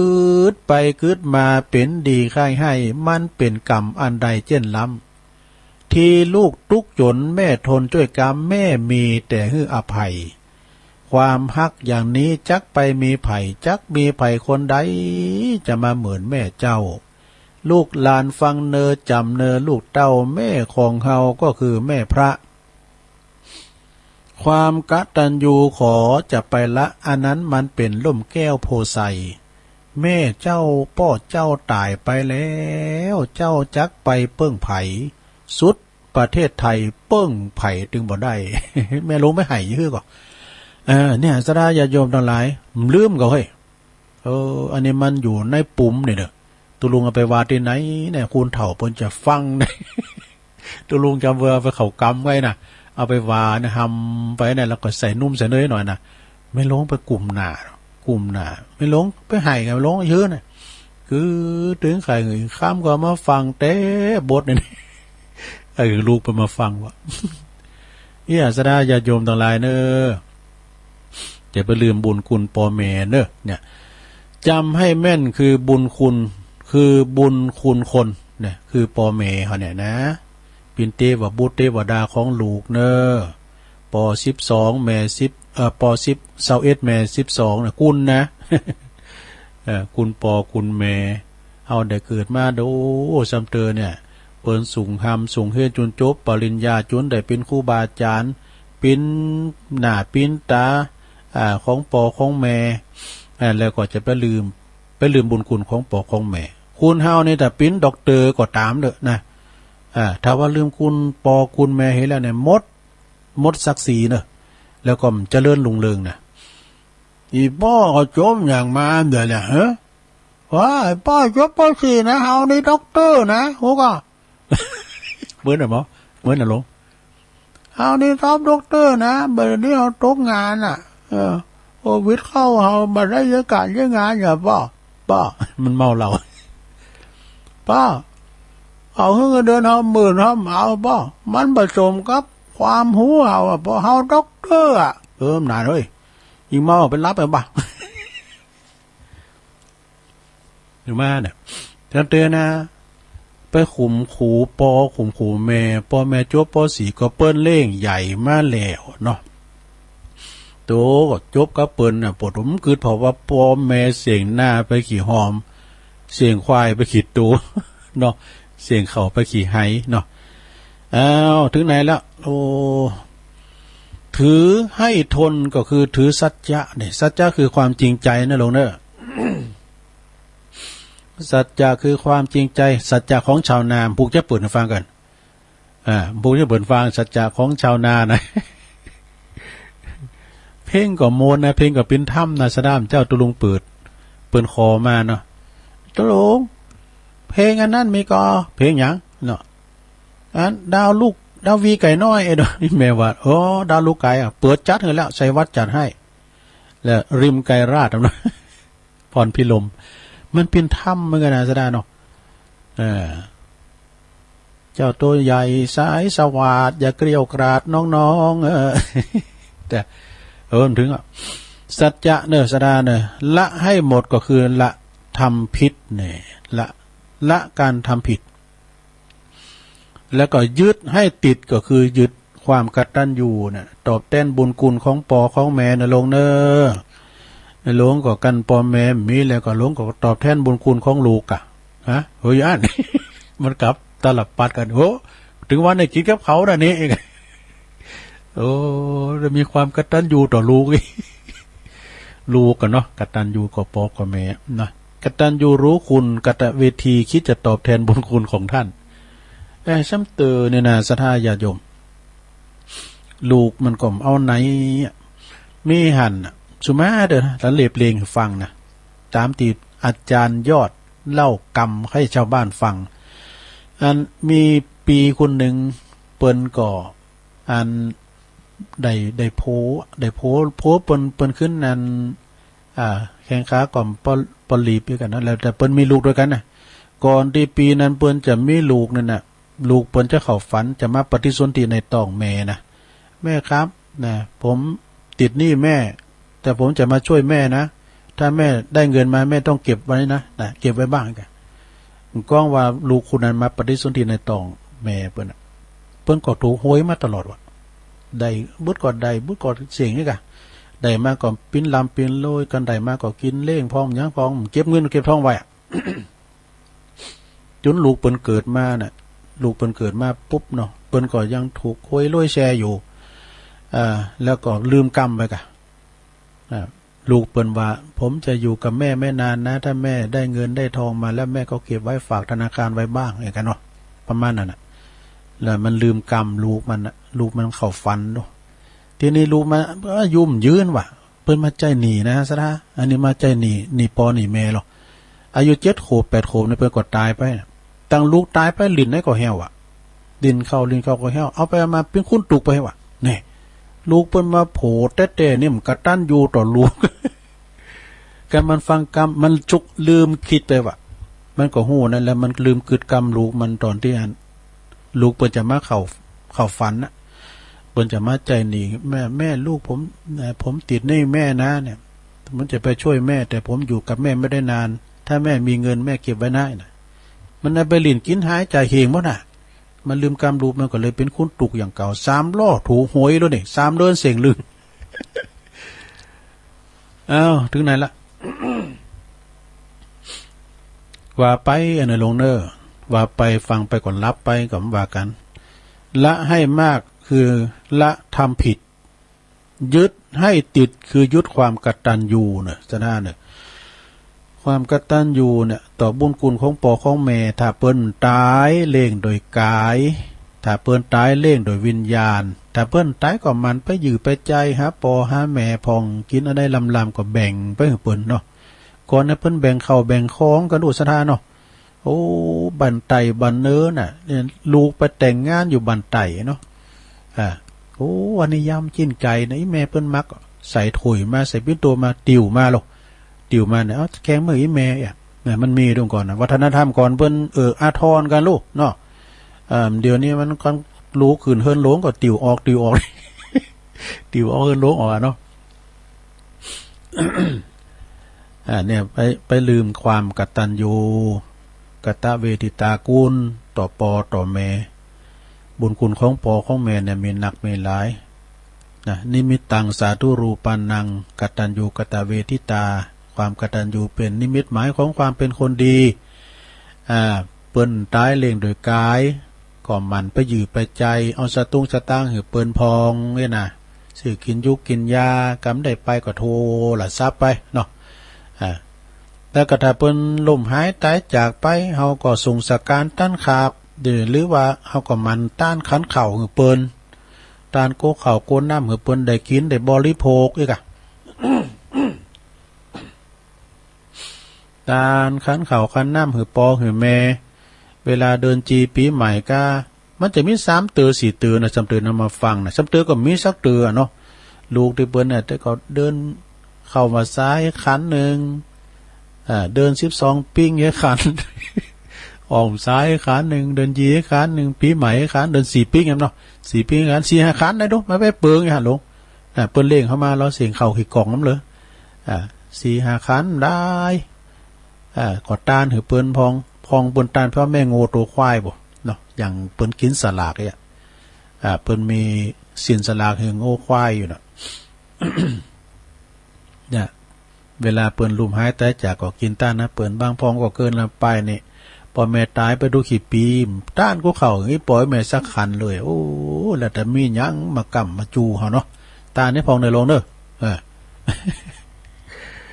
เอาต่อไปยึดให้ติดก็คือยึดความกตัญญูแล้วก็รู้ให้มากให้รู้ใจตนนี่หูใจตนเองนะหูใจตนเองใจเฮาขณะเนี่ยมันเป็นจะได้พองไอ้นะมีความรู้สึกเป็นจะฮื้อพองหัวใจติ่นปกติทนให้ได้คือทนต่อความนินทานี่มันมีเหมือนกันโมดกรรมซักเสริญนินทามันมาโดยการโลกธรรม8มันมี4กูหลงมีลาภเสื่อมลาภนี่มียศก็เสื่อมยศมีสรรเสริญก็มีนินทามีสุขก็มีทุกข์นี่มันมาด้วยกันนะโลกธรรม8เนี่ยลง ไปจะมาสักเสริญเยินยอตลอดปีแล้วตลอดไปมันมีเนาะมันก็มีนินทาเนาะอย่างเฮามีลาภเนี่ยมีลาภก็เสริมลาภนะ อย่างตุลุงโอ้โหที่ก็แน่นหนากาจะร้องตีหันตีนี่เนาะเขากำบ่โทยกเลยว่าน่ะเนี่ยมันก็เสริมลาภนะนางหลังถ้าใดแต่เนี่ยแล้วว่าแต่เปิ้นมาจูตีแต่ใช่มั้ยน่ะอุปิงกำลินน่ะเปิ้นมาจูตีแต่เปิ้นมาเป็กเป็นตุเจ้าลูกไอ้ไหลกันเนาะลูกไอ้ไหลคุณเคยกันนะแต่ไอ้ไหลก็เป็นโคโซกจะดีเปิ้นปุ้นไปเป็นเคยอยู่น้ำดิบหลงบ่เอาลูกเปิ้นมาโบสถ์ลูกบ่เคยกับตุจะดีแหละสวัสดีตุนั้นเป็นตุใหม่แล้วเนาะเฮายังคุณเคยกันแต่เฮายังไปเป็นสงฆ์พิธีก็ยื้อก็มันแตดซุบจับกับอันออกรายการนี่ บ่าย 3 โมงวะเนี่ยสดาญาโยมเนาะความนินทากาเลเหมือนเทน้ำไม่ชอกช้ำเหมือนมีดเอากรีดหินแม้แต่พระปฏิมายังราคินไม่สูญสิ้นควรนินทาอย่างนั้นลืมมาแล้วเหมือนพระพุทธเจ้าพอยังถูกนินทานะหลวงเนาะคุณธรรมดาสามัญเนี่ยโอ้อย่างปิ้นตุโลงในสมัยนี่ป้องก็ว่าให้ป้องก็ว่าดีก็คุณเดียวถ้าคือมันเหมือนใจคุณถึงบาทได้จะได้เนาะ เนี่ยเปิ้นว่าตึงวันในปุโตจะวัดตุโลงน่ะตุกโลงคำแล้วไอ้น่ะเนาะ เป็นตุเจ้าพระนาย ก็อยู่ยากซะนะญาติโยมทั้งหลายเป็นตุเจ้าพระนายไหนก็อยู่ยากศรัทธาเอ้ยอยู่กันตึงมื้อตึงวันเนี่ยเปิ้นโทรคืนหมดแหละอันโทรศัพท์เข้ามาก็ใจมันดีนี่เอาตัวลงอันที่อันจะมีปล่อยหลวงนั่นน่ะอันยกเลิกกันเด้อสีจุ่มนะ ปาตุปีโปตัวลงจัดภายในกันเด้อเนี่ยอันยกเลิกมันผ่านมา2 ตื่นแล้วได้น่ะจัดภายในกันเด้อ เอากำน้องกีดีก็ยกเลิกไปยกเลิกกุฏินะที่จริงก่อนงานขอจะดีแหละ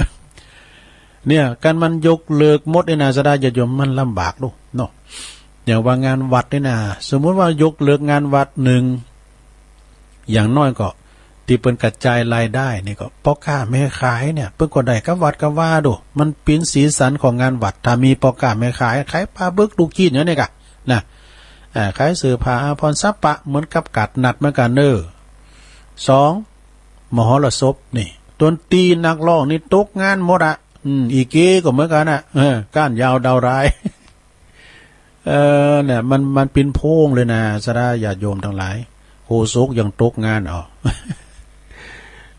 หลังที่จะได้ไปช่วยงานที่หาที่นี่ก็ไม่ได้ไปลองจัดกะ จัดเด่นในฟื้นก็ไม่ได้นะก็สนองนโยบายรัฐบาลขนาดกาดก็ยังปิดเนาะไม่น้อย กาดไม่น้อยบันดอนก็ปิดเนาะมันคือว่าทางอาจารย์พระครูเปิ้นว่าเปิ้นมาปั๊บอันโลกเนี่ยก็เปิ้นมาปั๊บสภาพโลกเนาะคุณเฮานี่มันสะดวกสบายกันล่ำไปหลวงเนาะมันเจริญโวยล่ำไปเปิ้นเลยเอาอันนี้มาปั๊บเอาหยังมาปั๊บก็หายนี่โรคซาก็แล้วหยังก็แล้วนี่เนาะโรคเอดส์ก็แล้วนี่มันมียาดูเอาอันนี้มาปั๊บอยู่แค่เฮา อยู่แค่มันจะกับบ้านเฮาเมืองเฮาโทโลกหลวงก็โทโลกจะไปประมาทนะกาดจะไปตกนะกินช้อนนอนกลางเนี่ยกินช้อนก็ว่ากินจ้อนอยู่ไหน เปิดมากินร้อนช้อนกลางล้างมือเนี่ยแล้วก็มีแมทด้วยเห็นเนาะกันไปที่ไหนคุณนั้นเนี่ยก็เสร็จถ้าบัดจำปีนไปออกคุ้มไปไหนในโรงเนอะอยู่หออยู่เฮือน่ะเนาะล้างมือบ่อยๆล้างมือมันหั่นโดยแอลกอฮอล์มันจะอย่างนั้นนะผมนี่เชื่อหมอกะเปิ้นล้างทางนอกเฮาล้างทางในแอลกอฮอล์ แล้วก็ทนต่อคำนินทาในโรงเนอมันถึงมีโมดพระเจ้าอยู่ยังวัดเขายังติมันบ่ได้เด้มันมีหมดคำกรของแม่เนี่ยแม่แสทองกัน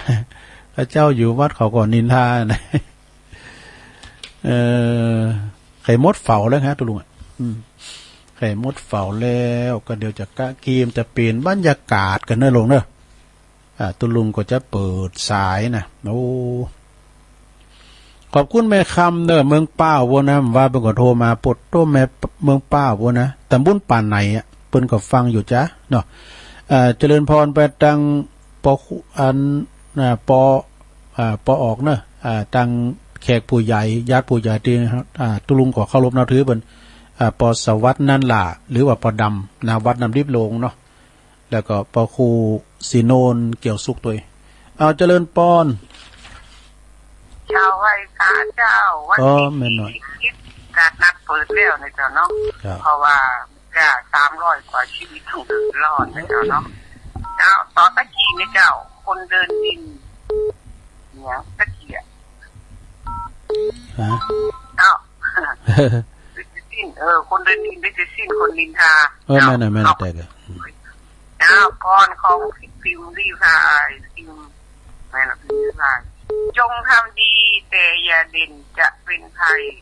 ไม่มีใครเขาอยากเห็นเราเด่นเกินนะจ๊ะคนทำดีก็ควรสรรเสริญแต่ทำเกินไปติฉินและนินทาหันคนทำความดีควรศรัทธาเพราะใจว่ามาต่อต้านการทำดีถ้าจะทำคนจนหรือเศรษฐีท ทำความดีก่อใจกันกูคนนี่ไอ้ยังนึกคิดตับประดนว่าชาวคนทำดีมีเตคิมรีพายทำไปอย่าย่อท่อคือทำต่อใครคิดลิษยาจางเขาเติบใครจะด่าจะนินทา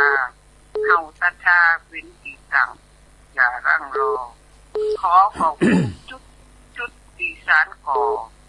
ทำหึกต่อพิมพ์รีพายกายเป็นดังบริจาคหาแสนเป็นพลังก่อเลยดังในโซเชียลและทีวีเจ้ากำยองวรรณกรรมเจ้ากำว่าอีกาภาษาไทยแปลว่าดีมากดีแล้วเจ้าวันที่7กันนัดเปิดแล้วนะเจ้า อีกา เจ้า ถือสายรอแป๊บเดียวนะโยมไปวางหูเด้อวันที่28เด้อมกรานะทางโรงพยาบาลดอยหล่อนี่เปิ้นจะตอดผ้าป่าตุลุงลืมกล่าวไปนะคุณโยมรินทิพย์นะทำเลิกฤทธิ์อันนี้เปิ้นเป็นผู้อำนวยการโรงพยาบาลดอยหล่อตุลุงก็จะไปนะวันที่28ตานผ้าป่าเวลา 14.30 นนะอาคารผู้สูงอายุอำเภอดอยหล่อเนาะไปกินปัดไปตานกันเด้อลงเด้อเจริญปอน พระเจ้าตุลุง อ๋อแม่เพนนะเอาว่าไป จ้าแสงไฟสว่างแต่ธรรมะสว่างใจสว่างตาได้แสงไฟสว่างใจได้แสงธรรมเจ้าปากข้าชาติเจ้าว่าเป็นได้ฟัง103เลยเจ้าโอ้สัตว์ในฟังหันเนาะสัตว์ในฟังหันต้องเป็ดมาเขาออกแต่นะก็มุ่นเนอะก็เป็ดนะตุลุมได้เช็คระบบสกรรมจ้ะฟังในสัตว์ก็ฟังหันนะเนาะขอบคุณแม่เพนคนสู้ชีวิตนะอันนี้ตัดจากเจริญปอนไว้สาครับน้องเบลครับเดี๋ยวจะไปกาดครับเตรียมตัวนะตื่นตั้งแต่ตี 3แล้วครับจริงๆตื่นตี 1เกินแล้วมันรับไปต่อมาได้ม่วนในการรับเนาะคนเฮานี่เนาะเอารับนี่ก็เหมือนเข้ากรรมฐานไปมันในตัวเนาะลุงเนาะพุทโธเนาะวันนี้ก็มาถามอย่างเนอะก็ตู้ลุงขอบคุณหลายๆขอสุขภาพแข็งแรงเนอะตูน้องเบี้ยวสุขภาพเนอะน้องเบี้ยวนักร้องนักข่าวเนาะนักข่าวเจริญปอนโอ้ขอมาใหม่เนอะขอมาใหม่ยมเจ้านะขอมาใหม่นะ089-955-6506พี่น้องเมืองฟังได้ยินอ้าวเจริญปอนยายพรยายพรฟังเจ้าแล้วก็น้องบัวแดงโอ้ตื่นเจ้าชัดเจนเลยนะยายพรฟังเพลงหมดฟังเพลงหมดนะได้แล้วห้องฟังสักเพลงเหรอแน่ลือพี่จ๋าเพลงเก่าเพลงเก่ามนกับอมตะนิรันดร์การก่อนแม่ยายพรห้องเพลงหยังคุณหมอคะอีเพลงยังในใจเอาก่อนแล้วฟังเลยไหนเลือด3 โมงที่ลุงออกพอดีแม่น่ะแม่น่ะทุลุงตื่นตั้งมาตี 1กันน่ะตื่นตี 1กูตื่นละเวลากันจะออกรายการตั้งเวลาไว้ตี 1เปิ้นว่าได้รับก็ทุลุงเธอได้ก็ลุยไล่มารับกันว่าในพองกะทุลุงจะไปไหนนี่มันนี่ก็รับของอะไรเนาะแม่น่ะโทรพักผ่อนสายตาเหรอพักสายตาไม่ลงก็มันหนาวจ้อยของมันสิหนาวกันหลามาสำหนาวมาจริงๆน่ะย่ำเจ้านี่บ่หนาวน่ะกันหลามาก่อนหนาวไปนะไปหึงแดดอุ่นเนี่ยจังหวะแดดนั่นน่ะแดดมาแล้วสบายตาเข้าปอดได้แล้วเหรอว่าแดดของอันนั้นแดดยังหนาวอยู่นะแดดอ่อนก็เฮาหึงแดดก็อุ่นอันนี้ก่อนนี้เอาน้ำตากตากน้ำอาบน้ำเดี๋ยวนี้เพิ่นมีหม้อน้ำอุ่นแล้วตุลุงนะอยู่ห้องใหม่ย้ายจากที่นี่ไปอันนางตีนด้วยการเปิ้นตาลเดี๋ยวตุลุงก็ย้ายไปในห้องใหม่ตุลุงบ่ละอุ่นดิบ่ต้องการเฮาจะเอาอุ่นเนี่ยเฮาก็เล็งให้หน่อยเล็งมาหน่อยโอ้มันฮ้อนไปเฮาก็ผ่อนนี่เอาดีขนาดแหละมันต้องได้ตุ่ม เฮ้ยของติดแต่รู้เนาะ นี่อาบน้ำเย็นน่ะ โอ้เน็ตกะน่ะโทโอ้ มีน้ำอุ่นเนาะ โอ้กันมีน้ำอุ่นดูลุงแปะไรเตอเลยกะนี่มันมีน้ำอุ่นอาบทั้งวันอ่ะโมน อาบจริงวันนี้อาบเจ็ดโมงอ่ะ โอ้ก็ไอ้ฮดขึ้นมาเนี่ยก็ไอ้ฮดปีนขึ้นไปเดินหน่อยในลงเนอะกันไปออกอาบคำเดียวนี่มันปรับอุณหภูมิเต้นนะก็กอยฮดตีนไป อุ่นนะ อืม เราอาบน้ำอุ่นจะออกมาเย็นหนาวครับ แม่น่ะการอาบน้ำอุ่นเนี่ยมันการอาบแล้วก็อุ่นนะย่าฮดฟักโบสาไข่ไข่เจ๊เหรอกันออกมาก่อนยินอันนี้หนาวนี่ แล้วเราอาบน้ำเย็น อันนั้นจะก็ได้อุ่นนะออกจุงอุ่นกินได้อยู่มันจะหนาวละ คุณเก่าได้รู้นี่78เนาะอายุอ่ะ ทีนี้เจ๊คิดเก่าเนี่ย 79เดี๋ยวตัวสัก3 บาทกันเนอะแรงเบิดเอาก่อนมาอ่านเนอะ เบิดเอาหลักเบิดจะมานะขอบคุณยายพรเนอะสาธุโอ้ยายพรนี่เจริญปอน กล่าวภาษาตุลุงจ้า อนุโยมพรเหมือนกันเนอะภาษายายพรครับโยมพรตึงเตยกันมานะเจ้าเน้นหลักเลยตึงว่าน่ะยายพรมาเดี๋ยวโยมพรมาแล้วจ้าเตะกันยายพรนี่ชุดยอดนะโตมาได้กระติดมาอ่านนะเจ้าโอ้เตะกันเป็นใจความเปลี่ยนได้หรอจ้าเป็นกำลังใจทุลงเลยยอมฟังเสมอเพลงออกแล้วจ้าโอ้ตื่นเจ้าเหมือนกันแต่จ้าเพื่อนของแฟนของเพื่อนว่าโอ้อย่ามันลุกเจ้ามารับมานอนกันไอ้วะมันถึงเวลามันก็ตื่นแล้วนะจ้ามันรายการตัวลุงเนี่ยมันรายการวัดใจด้วยวัดใจกับพระแต่ลูกเจ้าพอมันเวลารับเวลานอนเพื่อฟังตัวนี่นะครับเป็นตัวเจ้าไม่การเป็นวางตัวลุงเดี๋ยวนี้ก็เพิ่นก็ฟังกันหลายเนาะจ้าคุณฟังหลายขอบคุณโยมพรหลายๆเด้อจ้าตู้กราบภาษาเจ้าสาตัวลุงมันก็สอบลูกเจ้าลุงเอ้ยเนาะวัดใจเจริญปอนเจ้าไว้สักเจ้าต้องได้จ้าแม่สองรอบเจ้าแม่อัมพรแม่เหรอสีทอดเจ้าฟังอยู่ด้วยเจ้าดีกะอัน98ชัดแจ๋วดีเจ้า98นะ98ก่อนนั้นหวยต้องซักเนี่ยกะเนาะเจ้าชัดดีอันแม่เพ็ญบ่ยังว่ามันชัดนะเพิ่นฟังแดนดินเพิ่นน่ะเจ้าฟัง98เจ้าดีกะฟังปฏิริกขอบคุณแม่สีทอนเด้อเจ้าให้กำลังใจตลอดเจ้าบุตรชีบงโอ้ดีละมือในโทรมาก็ดีละเนาะขอบคุณแม่สีทอนเด้อเจริญปอนไปซะเจ้าตุพีโอ้แม่ไพแม่ต่อยมาแล้วพี่น้องพระบาทอยากได้แฟนครับคนหนักเนาะ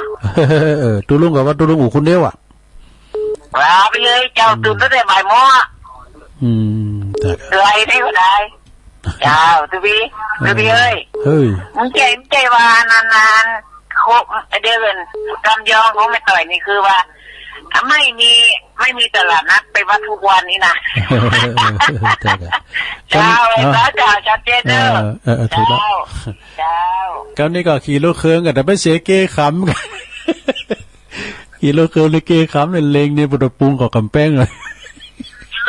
เจริญปอนมาสการเจ้าโอ้แม่สุภลักษณ์ฟังเห็นนะเจ้าฟังจริงวันดีกันฟังทุกตนทุกองค์ฟังกูต้นกูโอ้ดีกันสันพระเจ้าแดงฟัง104.5ไฟหินเจ้าโอ้ดีกันนี่แน่นอนกันเนี่ยเจ้าชัดเจนดีเนาะเจ้าทำมาเนี่ยมันโมนอกมนใจเนาะเราข่าวของคุณแม่อยู่ก็ทำมานี่มันเป็นสุขอกสุขใจใจคุณปอคุณแม่ตุลุงก็สรรหามาเธอเก็บหันหน่อยเก็บนี่หน่อยมาเนี่ยเธอเตือนในอย่างกองวุ้ง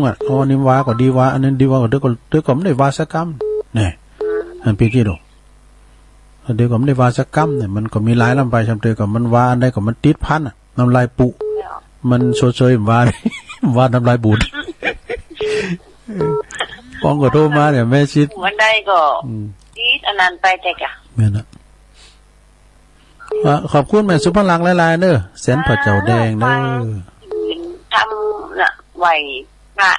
อากะไหวพระเนาะผมพูกสันจะไหวพระรับศีลด้วยเนาะเอาใจแม่อำพรอำพรก่อนลูกในลูกลานี่มันโทรมาเช้าเตือนเนี่ยอำพรหวยโมงอ่ะหายไปเนาะไม่ยองเขาเนี่ยเดี๋ยวลือหลงอย่ามาละแฟนจ๋าเจ้าไม่ได้ถามว่าไอ้วิ่งได้ผมไม่ได้ถามเขาว่าอยู่ห้องเขาห้องบ้านนั่นน่ะโอ้อยู่ดีมีสุขอ๋อเนาะเจ้าขอบคุณแม่เนอขอเป็นกำลังใจให้ลุงเนอไหวสาเจ้าเมื่อคืนบึดก็จะไม่ลืมเนอเกมน้ำมุนเนอเกมโขดน้ำมุนไหวหลวงพ่อใหญ่วัดพระบาทอุดมนบ่อสาวาเจริญปอนไหวสาเจ้าลุงแม่สีทอนเลยนี่แหละเจ้าแม่สีทอนน้องโบเนาะ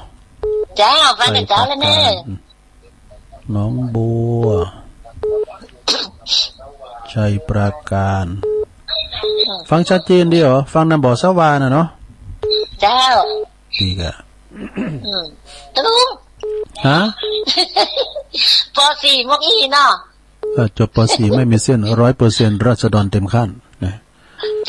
แต่จบปริญญานะดูรวมเต็มให้ดีนะเป็นคู่มาเก่าลูกเป็นคู่มาเก่าลูกเพราะว่าตือไม่แสครับป.สิวซับอ่ะเลี้ยงควายด้วยกันน่ะสารรับเขาก็เป็นคู่ได้น่ะคู่หยังน่ะก็เขาฟาดควายในวันนั้นปริญญาบนหลังควายเจริญปอนเจ้ากับวันศาสตร์เจ้าตุลุงแม่สุเกียวศิลปรนะติดตามตุลุงอยู่นะเจ้าแม่สุกแก้วเนาะแต่ว่าอาเทปออกเนาะแต่ว่านี่เน็ตตุลุงอ่อนนะกะแล้วก็ตุลุงก็เลยเอาเทปไปใส่ไปแต่ว่าขึ้นนี่มันได้ยิน204คนเจ้าแม่นคืนนั้นนี่ก็ไม่ได้ยินนะวัดนั้นหอยทองซักเข้านี่นะเจ้าห้วยทองซัก98.75นี่น่ะเต็มเดือนนี้เราได้ยินไม่ได้ยินจัดเลยเจ้าชัดเจนนี่เด้อแต่ว่าเมื่อเช้าคือฟังขึ้น104คนน่ะเจ้าดีกันวานปิ้นไหลซ้อยหาว่าอันตว่าตุลุงใจเทพใจเทพเตือนเนี่ยตั้งแต่นี่มานะแล้วก็อันนี้ก็จะออกทำบึดฟังงานเสียงตัวเก่าเนอะบึดนะ10 โมงตุลุงจะเอาเปิดทำกำนั่นนะ10 โมงเดินเป็นลูกควายกันเนาะฟังแรงไปฟังกลางวันเจริญปอนฮัลโหลติดแล้วไปผิวปากใส่กันเนี่ยเข้ามาใหม่เนอะเข้ามาใหม่เจริญปอนเจ้าภาษาเจ้าตอนใดจ้าแม่เรื่องว่าคำจินาแม่บวคำจินาเนาะน้องหล่องตาจ่างสักเดียวเนอะฟังแล้วก็เจ้าละดีกะจินาตาจ่างนะแม่เนาะตาจ่างน้องหล่องมันฟังเหมือนจะได้เจ้านั่นนะบอกไปก่อนเพราะเพื่อนบอกได้เรียนได้รู้เจ้าก็แม่บวคำเป็นเจ้ามือก่อนแล้วกันเจ้ามือปัจจุบันอันเป็นตัวแทนฟังไปติ๊กแรงบึกก็ฟังพระอาจารย์เอาหลักปัญญานันท์เนาะบ่าย 3 โมงผู้ร่วมรายการตัวลุงก็จัดด้วยกันเนี่ยขอบคุณแม่โบคำเด้อสาธุขอมาแถม0899555656เจริญปอนไหวแต่เจ้าไม่อุ้ยมันองหลวงลำพูนแม่สิพันนะเจ้าได้ยินมาเดียวนะ98ก็เกิดมาได้ยินมาเดียวใส่เดียวนะเป็นฟังโปรกายเนี่ยได้ฟัง98นะ98เจ้าดีกะบ้านหงโลงเนาะม่วนแต่ม่วนงอกหมดจุดุงเมือน่ะมันได้ยินมาเดียวได้ดีแล้วดีแล้วนี่เอาปูนแดงหมายไว้เลยต้องฟังจังตลอดเลยดี3พอถึงออกเลยเนาะตี 1ถึงเปิดเพลงแล้วแม่ ฟังเพลงเก่านะ ตื่นมาตีสามไม่อุ้ยฟังแล้วเนอะ80ก็นั้นไม่อุ้ยนะ 80 ปีแล้วกะโอ้เสียงหนุ่มอยู่หรอ เจ้า โอ้ฟัง ให้กำลังใจเนอะ โอ้ขอบคุณแม่อุ้ยสีพันหลายๆเด้อบ้านหงโล เจ้า นะ มันต้องว่ามาโทรกันไม่อุ้ยโทร โอ้เป็นตัวแทน ถามเพิ่นฟังกันนะ โอ้ดีกะบ้านหงโล เจ้าว่าจะเจ้าให้กำลังใจเนอะ สาธุโอ้ เจ้า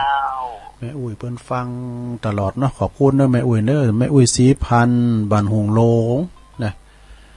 เอาสายต่อไปเจริญปอน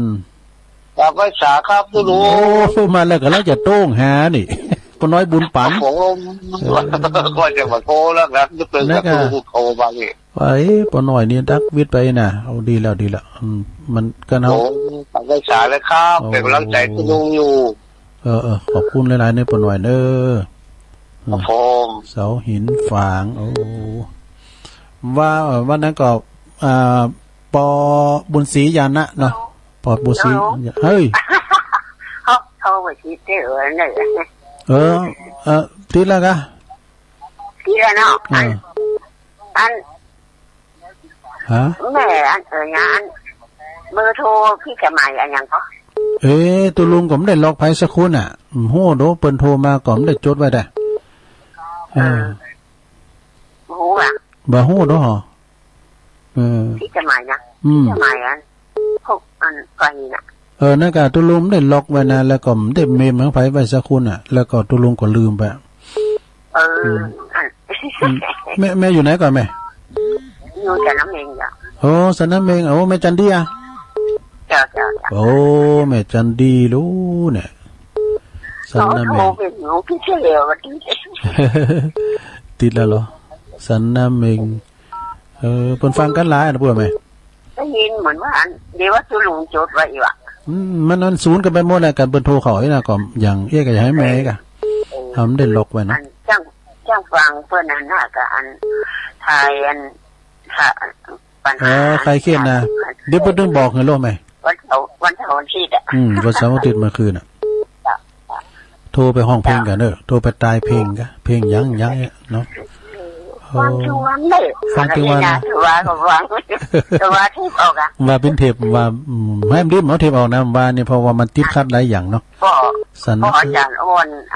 บ้านพวกแม่แขงว่าโทรมาบ้านเป่าไม่ดีโทรมาหาทุลุงได้นั่นนี่มันเรียกกว้างขวางเด้อเพราะว่าไม่ดีโทรให้เปิ้นฮู้กันบ่พอมึงฟังบ่น่ะนะแม่จันดีโทรพอครูโอนนี่เปิ้นจะโทรมาหลังไม้ตุลุงพี่เปิ้นจะโทรมาหลังไม้วันนั้นก็ปักกันได้ปุณกาศพของงานปุณน่ะตุลุงเมตตาสาธุเด้อขอโชคดีนะกันตุลุงอยู่มันมื้อเด้อโอ้สาธุก็ได้80บาทน่ะ80บาทล่ะโอ้บุญน่ะอยู่บ้านอยู่บ้านหั่นน่ะไปออกไปไหนอยู่บ้านหั่นน่ะเนาะยุคโควิดสาธุเด้อบ่จะว่าไปนี่กะบุญคืนบุญน่ะฟังน่ะเกมน้ำอบน้ำหอมไว้เด้อเกมน้ำมนต์ไว้มื้อคืนน่ะหลวงพ่อใหญ่เพิ่นจะมาสวดมนต์เจริญพระพุทธมนต์เทศน์น้ำเทศน์ธรรมสาระการวิจารสูตรเด้อสาธุขอบคุณนะแม่เด้อพวกนี้ตัวลุงก็จะปันศีลปันป้อนกับกิจกรรมพวกน่ะโยงเข้าบาทนี้เจริญปอนเจ้ากับไอ้สาตัวลุงอันนี้แม่สายพินเนาะเจ้าแม่สายพินตุงศาสตร์เจ้าไม่ใช่เพี้ยนฟังกันแล้วมาแล้วแม่แก้วกะยองตองฟังตู้ลุงยองม้วนใจเจ้นงามข้าอยู่ด้านใจปงหินต้องสารอำเภอเมืองปานคนฟังธรรมโมธรรมะฟังเป็นประจำวันไหนได้ฟังกะม้วนใจแต่เราวันใดบ่ได้ฟังเป็นโศกเป็นเศร้าพระอาจารย์เจ้ากูองค์กุตนตอนใดฟังแล้วหายโรคปวดลงเป็นสิริมงคลกับหอเงินเจ้งงาม สักนิปัญญาไหลมาว่าอ่านทุกใจถึงวันแต่นาเกิดล้มทำกำจองของก็ทิ้งหน้าบันจองปะเกิดเลิศลำเหมือนต้นตะลีปีนี้ไม่กำเหมือนเสืออยู่ทำลงดอนคุณเขากูข้ามกูเจ้าตื้อมาได้เงียบเงาสุขใจหมูเฮาได้เอาทำเมื่อหอมตุ่มจิตใจคนใดมีทำหอมคนนั้นใจจุ่มเจยบ้านเหมือนอยู่ยังวังมีมันจนเจอบะมีในเต้าแล้วหวนแก่ฟังตุลุงจองนี่สปานำทำกำสอนให้กำลังใจตุลุงนะขอบคุณแม่สายพี่หนักๆเด้อเจ้าอย่างดังฟังชัดเจ้ากำลังใจเจ้าสาธุอนุโมทนาสาธุสาธุเจ้าแม่สายพี่ก็ซอโมนโอ้วันนี้เนี่ยก็ฟังกันก็โมนเนาะโมนอกโมนใจเอ้าไวสาครับโลสวัสดีก็สวัสดีเนาะเอาอันนมัสการแล้วเนาะกราบไว้สาครับผมหลวงพ่อมานิดมาแล้วแม่นกะโอ้มันใจจะได้ทุกรายการนี้มันได้ทุกรายการแล้วก็วันนี้รู้สึกว่าตื่นเต้นเฉพาะสถานเนาะคนก็โอ้ตื่นเช้ามาฟังเพลงลุงเนาะลุงเปิดเพลงแม่น้อยบุญยงน่ะแบบเพลงแม่น้อยบุญยงอ่ะเสพันเตะตีนไม่ใช่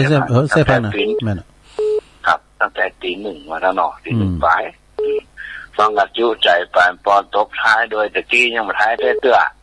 ยังเมืองปานคุณซอเห็นไหมเนาะยังอาจารย์นิพนธ์อ่ะคำกรมาแมลงคนที่แจ้งเมื่อรายการนี่มีสีสันคือของลุงทอนเนาะแล้วก็แม่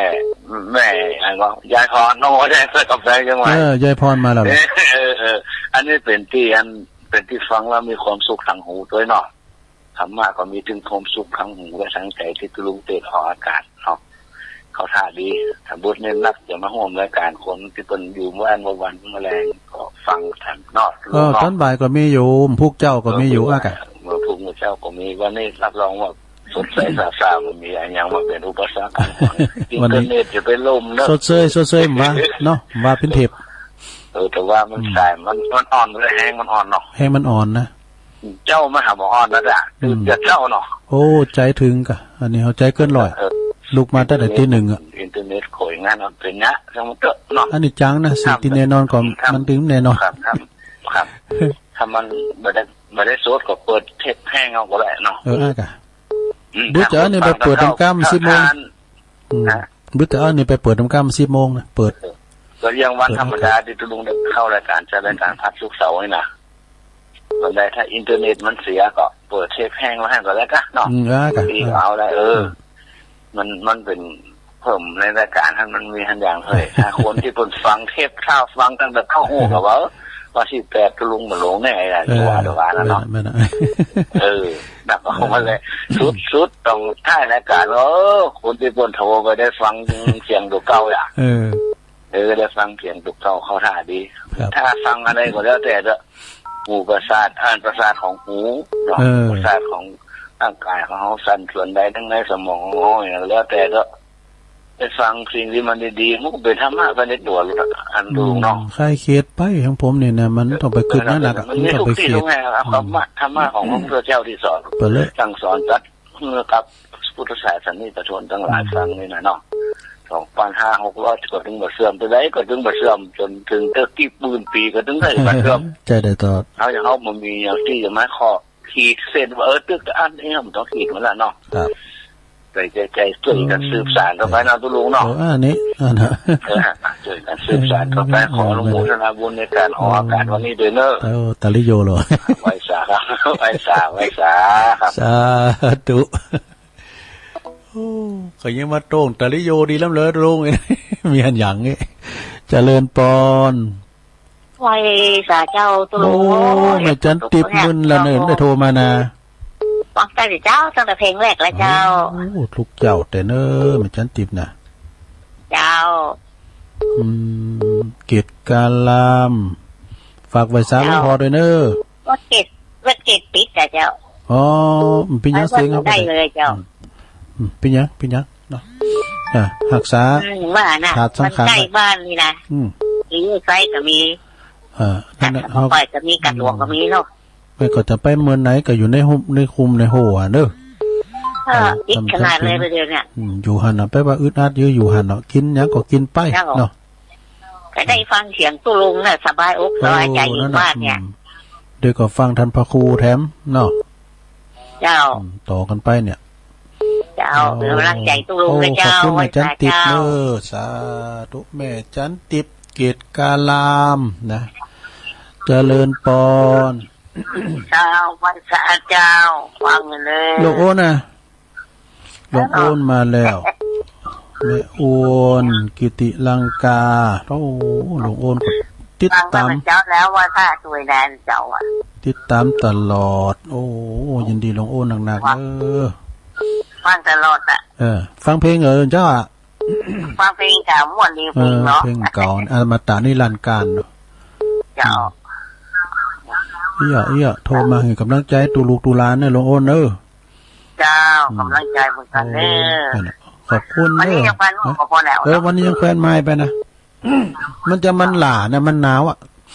หล่าเก่ามันนะควายมากควายมาก่อนสีหนาวไปเนี่ย เจ้าไว้สาธุเปิดตังโปรเล่งนาลงกิติวงศ์ด้วยเนอตังเมืองฝางเนาะปิดจานน้อยตุปีจานน้อยเขาแม่จงดีเขาเจริญปอนกราบไว้สาเจ้าแม่สมภาษณ์เจ้าโอ้โทรแต่เจ้าเราเมื่อบัดนี้ได้เอานึกว่าได้จดขาดได้ไงอ่ะแม่สมภาษณ์นึกว่าบัดนี้เลยนะแม่ย่อยสันทรายเนาะเจ้าฟังอยู่เนอติดตามอยู่ตลอดเจ้าดีกะสันทรายมันจะสันทรายลงกะเจ้าสันทรายน้อยเจ้าสันทรายน้อยวันนั้นตุลุงกายป่ะว่าสันทรายลงไปที่สี่แยกป่าหมืดไปปุ่นไปได้หลวงก็มีเจ้าเหนือหน่อยป่าหมืดคือแล้วนี่ท่านพระครูก็ไปเทศปุ่นกะป่าหมืดปุ่นยิงแม่เอ้ยว่านะไม่ชุติวงศ์นี่นะชุติวงศ์นะแม่เอ้ยแม่เน่ะแม่ก็มีเฟซเพิ่นอยู่มีไลน์เพิ่นอยู่กูอยู่ประเทศศพอีกเพิ่นเทศคือแล้วเหรอนักอ่ะแม่บอก็ไปฟังนะเนี่ยแม่เสียวบอบ่อย่างบ่บุญขอบคุณแม่สมขอบคุณเด้อสาธุทำซ้ายเนี่ยเจริญปอนสายที่ซาวไว้สาเจ้าแม่จรูนครั้งแรกเลยเปิ้นนะดีแกโทรแล้วติดตามแล้วโอ้บุญขนาดบุญแต่เด้อเนาะเป็นคนบุญแต่เนาะแต่ก็ดีใจเจ้าฟังเจ้าแล้วเนาะเจ้าฟังแต่เจ้าว่าหนาวเนอะระวังตัวเองคนนั้นน่ะรักษาถาดขันไว้ดีๆนะเนาะแต่เจ้าเมื่อคืนนั้นแบบพอตะไดนะมันมาเย็นมันลามากกว่าหนาวมาติ๊งๆนี่หึงแดดก็ยังหนาวอยู่เจ้าแล้วใส่หมวกมีกัน